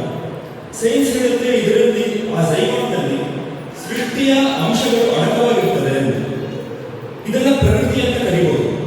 ಝೈಗಾಟ್ನಲ್ಲಿ ಆಗಿರುವ ವೈಷಮ್ಯದಿಂದ, ಅಂದರೆ ಕ್ಲೆವೇಜ್ ಅಂತ ಹೇಳಿದ ಒಂದು ಪ್ರಕ್ರಿಯೆಯಿಂದ ಸೆಲ್ಗಳು ವೃದ್ಧಿ ಆಗ್ತವೆ. ಇದನ್ನೇ ನಾವು ಮಹತ್ವ ಹೇಳಬಹುದು. ಯಾಕೆ ಅಂತ ಹೇಳಿದ್ರೆ ಒಂದು ಜೋಡಣೆ ಬರ್ತದೆ, ಒಂದು ಆರ್ಡರ್ ಬರ್ತದೆ. ಇನ್ನು ಆ ಆರ್ಡರ್ನಿಂದ ಎಂಬ್ರಿಯೋ ಅಂತ ಒಂದು ಪ್ರತ್ಯೇಕ ಪದಾರ್ಥ ನಿರ್ಮಾಣ ಆಗುತ್ತೆ. ಇದನ್ನ ನಾವು ಅಹಂಕಾರ ಅಂತ ಹೇಳಬಹುದು. ಇವಿಷ್ಟು ಉದಾಹರಣೆಯನ್ನು ಸಿದ್ಧವಾದದಿಷ್ಟೇ. ಎಂತ ಅಂದ್ರೆ ಸಾಂಖ್ಯ ಮತ್ತೆ ಸೈನ್ಸ್ ಹೇಳೋದು ಒಂದೇ ವಿಷಯ. ಋಷಿವಂಶಗಳು ಇದನ್ನ ಹಲವಾರು ಸಾವಿರಾರು ವರ್ಷಗಳ ಹಿಂದೆ ಹೇಳ್ತಾ ಇದ್ರು, ಹೇಳಿದ್ರು. ಸೈನ್ಸ್ ಸೈನ್ಸ್ ಭೌತಿಕವಾಗಿ ಹೇಳ್ತಾರೆ, ಸಾಂಖ್ಯ ಸೂಕ್ಷ್ಮವಾಗಿ ಹೇಳ್ತಾರೆ, ಅಷ್ಟೇ ವ್ಯತ್ಯಾಸ. ಆದರೆ ಸಾಂಖ್ಯವು ಸೈನ್ಸ್ಗಿಂತ ಇನ್ನೂ ಅಧಿಕವಾಗಿ ಹೇಳ್ತಾರೆ. ಏನ್ ಹೇಳ್ತಾರೆ ಅಂತ ಹೇಳಿದ್ರೆ ತ್ರಿಗುಣಗಳು ನಮ್ಮ ಮೇಲೆ ಪ್ರಭಾವವನ್ನು ಬೀರುತ್ತದೆ ಎಂದು. ಮಹತ್ತತ್ವಕ್ಕೆ ಬಂದ ತಕ್ಷಣ ಯಾವುದೋ ಒಂದು ಗುಣ ಅಧಿಕವಾಗಿರ್ತದೆ. ಅದೇ ಮುಂದೆ ಪದಾರ್ಥವಾದಾಗ ಆ ಗುಣ ನಮ್ಮ ಮೇಲೆ ಪ್ರಭಾವವನ್ನು ಬೀರ್ತದೆ. ಇದನ್ನ ಸೈನ್ಸ್ ಹೇಳುವುದಿಲ್ಲ. ಇನ್ನು ಶುಕ್ರಶ್ವೇತಗಳಲ್ಲಿ ಆದ ಒಂದು ವೈಪರೀತ್ಯದಿಂದ ಯಾವುದೋ ಒಂದು ಗುಣ ವೃದ್ಧಿ ಆಗುತ್ತದೆ ಗರ್ಭದಲ್ಲಿ. ಸತ್ವಗುಣ ವೃದ್ಧಿ ಆದರೆ ಅವನು ಬ್ರಾಹ್ಮಣನಾಗ್ತಾನೆ, ರಜಸ್ಸಾದರೆ ಕ್ಷತ್ರಿಯ, ರಜಸ್ಸು ತಮಸ್ಸಾದರೆ ವೈಶ್ಯ, ತಮಸ್ಸಾದರೆ ಶೂದ್ರ. ಹೀಗೆ ದಶೇಂದ್ರಿಯಗಳು ಅದೇ ಗುಣದಿಂದ ಯುಕ್ತವಾಗಿರುತ್ತದೆ. ಇನ್ನು ಹೀಗೆ ಬೆಳೆದ ವ್ಯಕ್ತಿ ಹಲವಾರು ಕ್ರಿಯೆಗಳನ್ನು ಮಾಡ್ತಾನೆ. ಯುಗವಚ್ಚತುಷ್ಟಯಸ್ಯ ತು ವೃತ್ತಿ ಕ್ರಮಶಃ ತಸ್ಯ ನಿರ್ದಿಷ್ಟಾಃ. ಒಂದು ಇಂದ್ರಿಯ, ಮನಸ್ಸು, ಅಹಂಕಾರ ಮತ್ತು ಬುದ್ಧಿ ಇಷ್ಟು ಕ್ರಮವಾಗಿ ಸೇರಿದಾಗ ಒಂದು ಕ್ರಿಯೆ ಆಗುತ್ತೆ ಅಂತ ಹೇಳ್ತಾರೆ. ಆದರೆ ಆದ ಕ್ರಿಯೆಯು ನಮ್ಮ ಗುಣಕ್ಕೆ ಹೊಂದ್ಕೊಂಡಿರಬೇಕು. ಇಲ್ಲದಿದ್ರೆ ಅದು ನಮ್ಮ ಮೇಲೆ ವಿಪರೀತ ಪರಿಣಾಮಗಳನ್ನು ಉಂಟು ಮಾಡ್ತದೆ. ಅಂದ್ರೆ ಸಾತ್ವಿಕ ಪುರುಷರು ಸಾತ್ವಿಕ ಕೆಲಸವನ್ನೇ ಮಾಡಬೇಕು, ಇಲ್ಲದಿದ್ರೆ ಅವನ ದೇಹ ಸ್ವಸ್ಥವಾಗಿರುವುದಿಲ್ಲ ಅಂತ ಹೇಳ್ತಾರೆ. ಇದನ್ನ ಸೈನ್ಸ್ ಹೇಳುವುದಿಲ್ಲ. ಇನ್ನು ಮುಂದೆ ಸಾಂಖ್ಯ ಹೇಳುತ್ತದೆ, ಸ್ವಾಂಸಾಂ ಪ್ರತಿಪದ್ಯಂತೆ ಪರಸ್ಪರ ಆಭೂತ ಹೇತುಕಾಂ ವೃತ್ತಿ ಪುರುಷಾರ್ಥ ಏವ ಹೇತು ಕೇನಚಿತ್ ಕಾರ್ಯತೆ ಕಾರಣ ಎಂದು. ಎಲ್ಲ ಇಂದ್ರಿಯಗಳು ಪ್ರವೃತ್ತವಾದದ್ದು ಪುರುಷಾರ್ಥ ಅಂದರೆ ಮೋಕ್ಷಕ್ಕೋಸ್ಕರವೇ.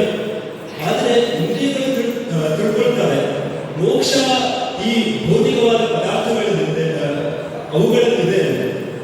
ಆದರೆ ಭೌತಿಕ ಪದಾರ್ಥದಿಂದ ಆಗುವುದು ದುಃಖ ಒಂದೇ. ಹಾಗಿದ್ರೆ ದುಃಖವನ್ನು ಮೀರುವುದು ಹೇಗೆ ಅಂತ ಕೇಳಿದ್ರೆ, ತದ್ವಿಪರೀತ ಶ್ರೇಯಾನ್ ವ್ಯಕ್ತಾವ್ಯಕ್ತಜ್ಞ ವಿಜ್ಞಾನ ಎಂದು ಸಾಂಖ್ಯ ಹೇಳ್ತಾರೆ. ಪುರುಷ ಪ್ರಕೃತಿ ಮತ್ತು ಸೃಷ್ಟಿಯ ಸರಿಯಾದ ತಿಳುವಳಿಕೆಯಿಂದ ಜ್ಞಾನ ಆಗ್ತದೆ, ಜ್ಞಾನ ಪಡ್ಕೊಳ್ಬೋದು ಅಂತ ಸಾಂಖ್ಯ ಹೇಳ್ತದೆ. ಆ ಜ್ಞಾನವನ್ನು ನಾವೆಲ್ಲ ಪಡ್ಕೊಳ್ಳುವಂತೆ ಗುರು ನಮಗೆ ಅನುಗ್ರಹ ಮಾಡಬೇಕು ಅಂತ ಹೇಳ್ತಾ, ತಪ್ಪಾದಲ್ಲಿ ಕ್ಷಮಿಸಬೇಕು ಅಂತ ಹೇಳ್ತಾ ನನ್ನ ಮಾತು ಮುಗಿಸ್ತೇನೆ. ಧನ್ಯವಾದ. ನಾನಿಂದು ಆಯುರ್ವೇದ ಎಂಬ ಶಾಸ್ತ್ರದ ಬಗ್ಗೆ ಕೆಲವು ಮಾತುಗಳನ್ನು ಹೇಳಲಿಕ್ಕಿದ್ದೀನಿ. ಆಯುರ್ವೇದ ಎಂಬ ಶಬ್ದವನ್ನು ಮೊದಲು ಕೇಳಿರ್ತೀವಿ, ಅದರ ಬಳಕೆಯನ್ನು ಹಲವಾರು ಕಡೆ ಮಾಡಿರ್ತೀವಿ. ಆದರೆ ಇದು ಬರೀ ಚಿಕಿತ್ಸೆಗಾಗಿ ಮಾತ್ರ ಇರುವ ಒಂದು ವೈದ್ಯ ಪದ್ಧತಿ ಅಲ್ಲ. ಇದೊಬ್ಬ ಆರೋಗ್ಯವಂತನಾದ ಮನುಷ್ಯನ ಆರೋಗ್ಯ, ಎಲ್ಲ ಜೀವಿಗಳ ಆರೋಗ್ಯವನ್ನು ಕಾಪಾಡೋಕ್ಕೋಸ್ಕರ ಇರುವ ಒಂದು ಶಾಸ್ತ್ರ. ಆಯುರ್ವೇದ ಎಂದರೆ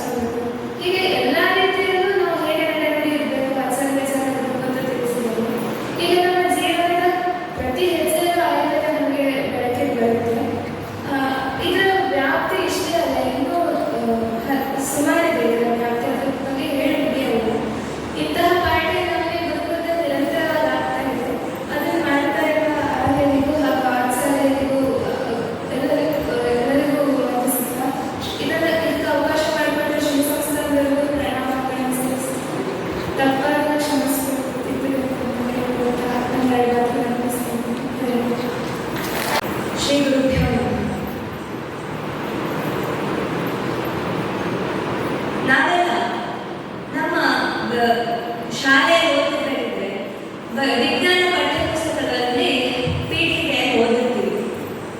ಕಣಾದ ಮಹರ್ಷಿಗಳು ಅಂತ ಒಬ್ಬರಿದ್ರು ಭಾರತದಲ್ಲಿ. ಅವರು ಮೊದಲೇ ಪರಮಾಣು ಈ ಥರ ವಿಷಯಗಳನ್ನ ಕಂಡುಹಿಡಿದ್ರು.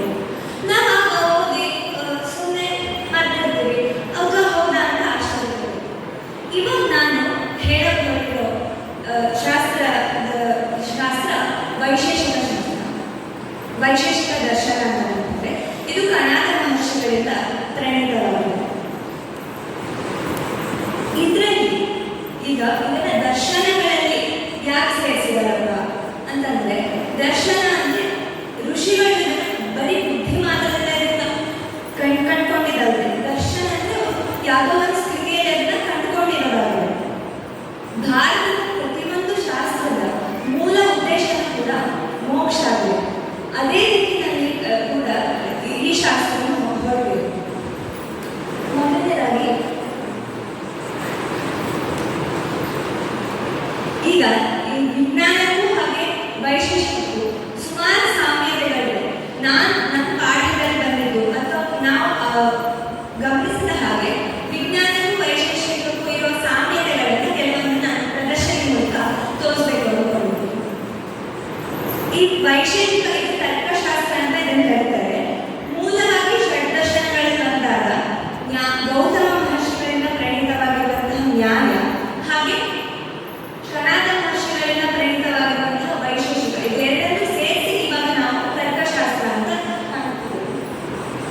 ಈಗ ಮೊದಲನೇ ಸಾಮ್ಯತೆ ಹೇಳೋದಾದ್ರೆ, ಫಸ್ಟ್ ಪರಮಾಣು ವಿಷಯ ಬಗ್ಗೆ ಹೇಳೋದಾದ್ರೆ, ಕಾರ್ಯ ಮಹತ್ವ ಅಂತ ಒಂದು ಸೂತ್ರ ಇದೆ, ವೈಶೇಷಿಕ ಸೂತ್ರ. ಅದು ಈಗ ಅಟಾಮಿಕ್ ಥಿಯರಿ ಅಂತ ಹೇಳ್ತಾರಲ್ಲ, ಅದು ತುಂಬಾ ಸಾಮ್ಯವಾಗಿ ಇದೆ. ಹಾಗೆ ಇನ್ನೊಂದು ನೋಡೋದಾದ್ರೆ, ಇದು ಪರಮಾಣು ವಿಷಯ ಅಂತ ಹೇಳೋದಾದ್ರೆ, ಜಾಲ ಸೂರ್ಯ ಮರೀಚಿಸ್ಥ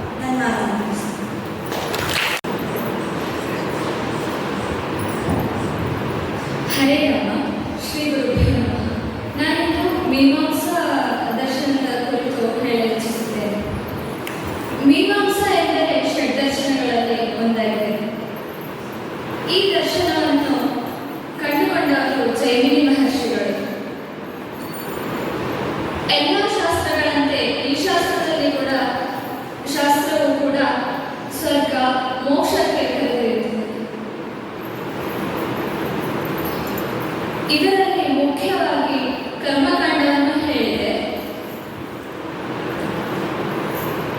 ಮೀಮಾಂಸಾ ಎಂಬ ಶಬ್ದದಿಂದ ವಿಚಾರ, ವಿಮರ್ಶೆ, ಅನ್ವೇಷಣೆ ಇತ್ಯಾದಿ ಅರ್ಥಗಳನ್ನು ಗ್ರಹಿಸಬಹುದು. ಶಾಸ್ತ್ರದಲ್ಲಿ ವೇದಾರ್ಥವನ್ನು ಹೇಳಿದೆ. ಇದರಲ್ಲಿ ಎರಡು ವಿಧ, ಕರ್ಮ ಮೀಮಾಂಸಾ, ಬ್ರಹ್ಮ ಮೀಮಾಂಸಾ ಎಂದು. ಇದನ್ನು ಪೂರ್ವ ಮೀಮಾಂಸಾ ಹಾಗೂ ಉತ್ತರ ಮೀಮಾಂಸಾ ಎಂದು ಕರೆಯುತ್ತಾರೆ. ವೇದದ ಬ್ರಾಹ್ಮಣ ಭಾಗದಲ್ಲಿ ಅನೇಕ ಅನುಷ್ಠಾನ ಯಾಗಾದಿಗಳಿಗೆ ನಿಯಮವನ್ನು ಹೇಳಿದೆ. ಅಲ್ಲಿ ವೇದದ ನಿಷ್ಕೃಷ್ಟ ಅರ್ಥ ಏನು ಎಂದು ಸಂಶಯ ಬರುವುದು ಸಹಜ. ಆ ಸಂಶಯದ ನಿವಾರಣೆಗಾಗಿ ಈ ದರ್ಶನವನ್ನು ನಮಗೆ ತೋರಿಸಿದ್ದಾರೆ. ಧರ್ಮ, ಅರ್ಥ, ಕಾಮ, ಮೋಕ್ಷ ಎಂದು ಚತುರ್ವಿಧ ಪುರುಷಾರ್ಥಗಳು. ಅದರಲ್ಲಿ ಧರ್ಮ ಎಂಬುದು ಮೊದಲನೆಯದು. ಅದನ್ನು ನಾವು ವೇದದಿಂದ ತಿಳಿಯಬಹುದು. ಇದು ಸಾಕ್ಷಾತ್ ಅಭ್ಯುದಯ ನಿಶ್ಚಯಿಸಿಗೆ ಕಾರಣವಾಗಿದೆ. ಧರ್ಮದಲ್ಲಿ ಎರಡು ವಿಧವನ್ನು ಹೇಳಿ, ಪ್ರವೃತ್ತಿ ಲಕ್ಷಣ ಮತ್ತು ನಿವೃತ್ತಿ ಲಕ್ಷಣ. ಇಲ್ಲಿ ಧರ್ಮ ಅಂತ ಹೇಳಿದ್ರೆ ಯಜ್ಞ, ದಾನ ಇತ್ಯಾದಿಗಳನ್ನು ಹೇಳಿದೆ. ಇವುಗಳೇ ಫಲಾಪೇಕ್ಷೆಯಿಂದ ಮಾಡಿದ್ರೆ ಕರ್ಮಕ್ಕೆ ಕಾರಣ, ಹಾಗೂ ಫಲಾಪೇಕ್ಷೆ ಇಲ್ಲದೆ ಮಾಡಿದ್ರೆ ಅದು ಮೋಕ್ಷಕ್ಕೆ ಕಾರಣ. ಅಹರಹ ಸಂಧ್ಯಾ ಉಪಾಸೀತ ಸ್ನಾಯ ಯಜೇತ. ಹಾಗಾಗಿ ಸ್ವರ್ಗಕಾಮಿಗಳಾದವರು ಇದನ್ನೆಲ್ಲ ಮಾಡಬೇಕು ಎಂದು ಮೀಮಾಂಸರು ಹೇಳ್ತಾರೆ. ಇದನ್ನು ಶಾಕ್ತಿ ಭಾವನೆ ಎಂದು ಕರೆಯುತ್ತಾರೆ. ಒಬ್ಬ ಸ್ತ್ರೀಯು ಕರ್ಮಕಾಂಡವನ್ನು ಹೇಗೆ ಆಲೋಚಿಸಬೇಕು ಎಂಬುದನ್ನು ಹೇಳ್ತೇನೆ. ಯಜ್ಞ, ಯಾಗಾದಿ ಕರ್ಮಗಳಲ್ಲಿ ಸ್ತ್ರೀಗೆ ಸಮಾನಾಧಿಕಾರತ್ವವನ್ನು ಹೇಳಿದ್ದಾರೆ. ಉದಾಹರಣೆಗೆ ನೋಡುವುದಾದರೆ, ಅಗ್ನಿಯನ್ನು ಇಟ್ಟುಕೊಂಡ ಧರ್ಮಪತ್ನಿಯು ಅವನ ಉಪಸ್ಥಿತಿ ಇಲ್ಲದ ಸಮಯದಲ್ಲಿ ಅಗ್ನಿಯ ಉಪಾಸನೆಯನ್ನು ಮಾಡಬೇಕೆಂಬುದು ನಿಯಮ. ಹಾಗೆ ಇನ್ನೊಂದು ಉದಾಹರಣೆ ಏನೆಂದರೆ, ಉಭಯ ಭಾರತೀಯು ಮಂಡಲ ಮಿಶ್ರರು ಹಾಗೂ ಶಂಕರಾಚಾರ್ಯರಿಗೆ ನಿರ್ಣಯವನ್ನು ನೀಡಿದಳು. ಅವಳು ಇದರ ಜೊತೆಗೆ ಗುರುಕುಲವನ್ನು ನಿಭಾಯಿಸುತ್ತಿದ್ದಳು. ಹೀಗೆ ಹೇಳುತ್ತಾ ಈ ವಿಷಯ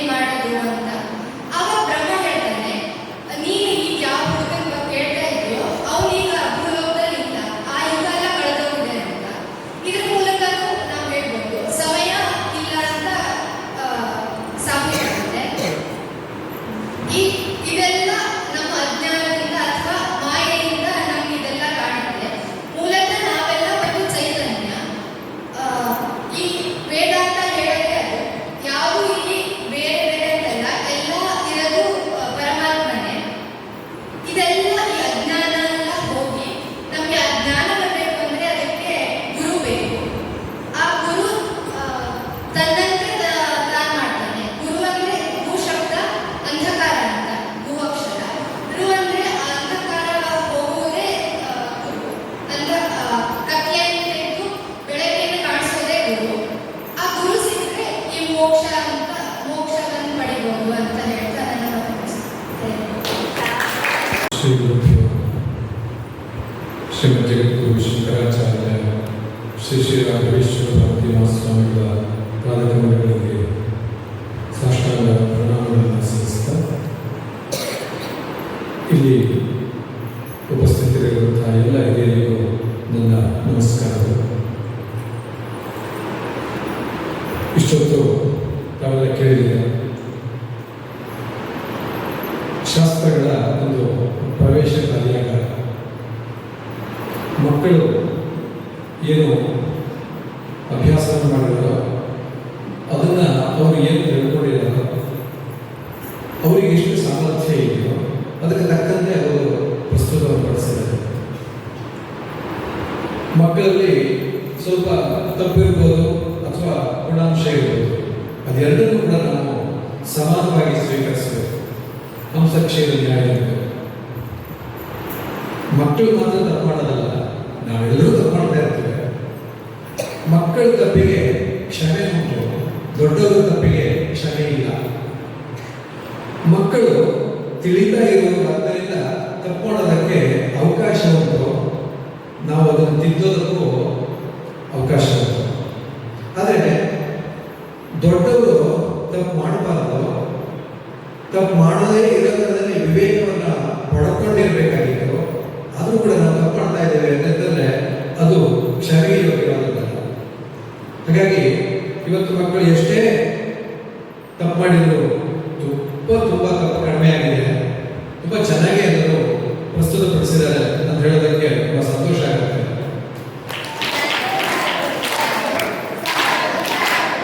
ಬೆಳೆಯುವುದು ತುಂಬ ಇದೆ, ಬೆಳೆಸ್ಕೊಳ್ಳುವಂಥದ್ದು ತುಂಬ ಇದೆ. ಹಾಗಾಗಿ ಆ ನೇರದಲ್ಲಿ ಇನ್ನಷ್ಟು ಪ್ರಯತ್ನ ಮಾಡಬೇಕು ಅನ್ನೋದಾಗಿ ನಾನು ಮಕ್ಕಳಲ್ಲಿ ಹೇಳ್ತೇನೆ. ನಮ್ಮ ಭಾರತೀಯ ಸಂಸ್ಕೃತಿ ಅತ್ಯಂತ ಅಪಾರವಾದದ್ದು, ಅತ್ಯಂತ ಸನಾತನವಾದದ್ದು, ಅತ್ಯಂತ ವಿಶಿಷ್ಟವಾದದ್ದು. ಆ ಸಂಸ್ಕೃತಿಯನ್ನು ನಾವು ತಿಳ್ಕೊಳ್ಬೇಕು ಅಂತಂದ್ರೆ ಸಂಸ್ಕೃತ ಅತ್ಯಂತ ಮುಖ್ಯ. ಸಂಸ್ಕೃತ ಇಲ್ಲದೆ ಇದ್ರೆ ಈ ಸಂಸ್ಕೃತಿ ಖಂಡಿತ ಅರ್ಥವಾಗೋದೇ ಇಲ್ಲ ಅಂತ ಖಡಾಖಂಡಿತವಾಗಿ ಹೇಳ್ಬೋದು.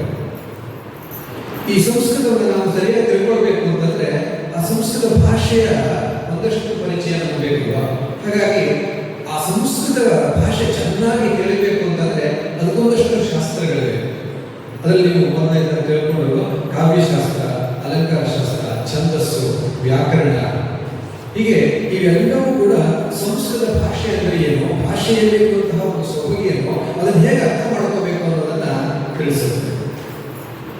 ಆ ಸಂಸ್ಕೃತವನ್ನ ಭಾಷೆಯನ್ನು ಚೆನ್ನಾಗಿ ತಿಳ್ಕೊಂಡ ಮೇಲೆ ಸಂಸ್ಕೃತ ಭಾಷೆಯಿಂದ ನಾವು ಏನು ತಿಳ್ಕೊಳ್ಬೇಕು ಅನ್ನೋದನ್ನ ಮುಂದಕ್ಕೆ ಕೆಲವು ದರ್ಶನಗಳು ನಮಗೆ ತಿಳಿಸ್ಕೊಡ್ತಾ ಇದೆ. ಹಾಗಾಗಿ ಇದರಲ್ಲಿ ಎರಡು ಹಂತ.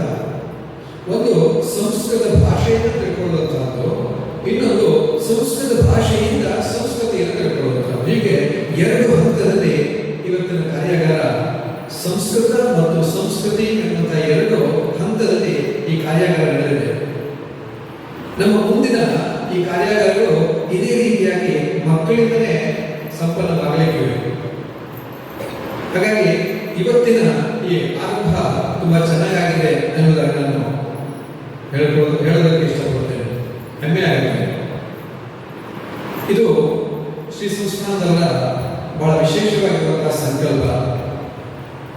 ಸುಧರ್ಮಾರ್ಯ ಅಂತ ಹೇಳಿದಂತೆ ಇದೆಲ್ಲದಕ್ಕೂ ಅತ್ಯಂತ ಕಿರೀಟಪ್ರಾಯವಾಗಿ ಈ ಒಂದು ವಿಷಯಕ್ಕೆ ಒಬ್ಬ ಮಹಾಗುರುವಿನ ಒಂದು ಮಾರ್ಗದರ್ಶನ ಇದೆ. ಅದು ಬಹಳ ವಿಶೇಷ. ನಮಗೆ ಸಂಸ್ಕೃತ ಸಂಸ್ಕೃತಿ ಇದರ ಬಗ್ಗೆ ಅರಿವು ಹೇಗೇಗೋ ಸಿಗ್ಬೋದು, ಆದರೆ ಆ ಅರಿವಿಗೂ ಹೀಗೆ ಪಡ್ಕೋಬೇಕು ಅನ್ನೋದಕ್ಕೆ ಒಬ್ಬ ಮಹಾಗುರು ಇದ್ರ ಮಾತ್ರ ಸಾಧ್ಯ. ಅಂತಹ ಮಹಾಗುರುವಿನ ಒಂದು ನೋಟದಿಂದ ಈ ಎಲ್ಲ ಸಂಸ್ಕೃತ ಸಂಸ್ಕೃತಿಗಳ ಪಾಠ ಪ್ರವಚನಗಳು ಇಲ್ಲಿ ನಡೀತಾ ಇವೆ. ಆದ್ದರಿಂದ ಈ ಎಲ್ಲ ಪಾಠ ಪ್ರವಚನಗಳಿಗೆ ಒಂದು ಸಾರ ಇದೆ, ಅದಕ್ಕೊಂದು ಸತ್ವ ಆ ಎಲ್ಲ ಹಿನ್ನೆಲೆಯಿಂದ ಈ ಒಂದು ಗುರುಕುಲ ಆರಂಭವಾಗಿರುವಂತಹದ್ದು, ಹಾಗೆ ಬೆಳಿಬೇಕು ಅನ್ನುವಂಥ ಆಶಯದಿಂದ ಇರುವಂತಹದ್ದು. ಅದಕ್ಕೆಲ್ಲ ನೀವು ನಿಮ್ಮ ಮಕ್ಕಳನ್ನ ಕಳಿಸ್ಕೊಟ್ಟಿದ್ದೀರಿ, ಅದು ಬಹಳ ವಿಶೇಷ. ಯಾಕೆಂದ್ರೆ ಸಂಸ್ಕೃತಿ ನಮಗೆ ಬೇಕು ಅಂತ ಮಾತ್ರ ಇದೆ, ಆದರೆ ಅದ್ರ ಬಗ್ಗೆ ತಿಳುವಳಿಕೆ ಪಡಿಬೇಕು ಅನ್ನುವಂತಹ ಅರಿವು ಕೂಡ ಇಲ್ಲ. ನಮ್ಮ ಮಕ್ಕಳಿಗೆ ಸಂಸ್ಕಾರ ಬರಬೇಕು ಅಂತಿದೆ, ನಮಗದು ಬೇಕು ಅಂತೇನಿಲ್ಲ. ನಮ್ಮ ಮಕ್ಕಳಿಗೆ ಸಂಸ್ಕಾರ ಬೇಕು, ನಮ್ಮ ಮಕ್ಕಳು ಸಂಸ್ಕಾರವಂತರಾಗಬೇಕು ಅಂತ ಮಾತ್ರ ನಾವು ಅಪೇಕ್ಷೆ ಪಡ್ತೇವೆ.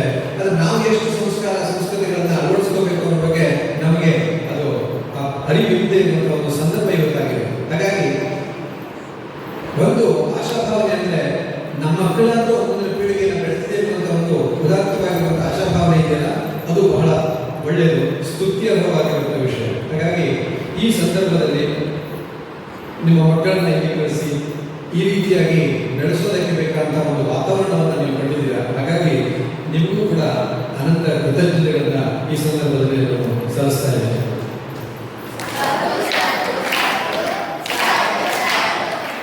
ಒಟ್ಟಾರೆ ಈ ಒಂದು ಮಕ್ಕಳ ಕಾರ್ಯಾಗಾರ ತುಂಬಾ ಸುಂದರವಾಗಿ ನಡೆದಿದೆ. ಇದಕ್ಕೆ ಕಾರಣೀಭೂತರಾಗಿರುವಂಥವರು ವಿಶೇಷವಾಗಿ ಇದಕ್ಕೆ ಒಂದು ಸ್ಫೂರ್ತಿಯನ್ನ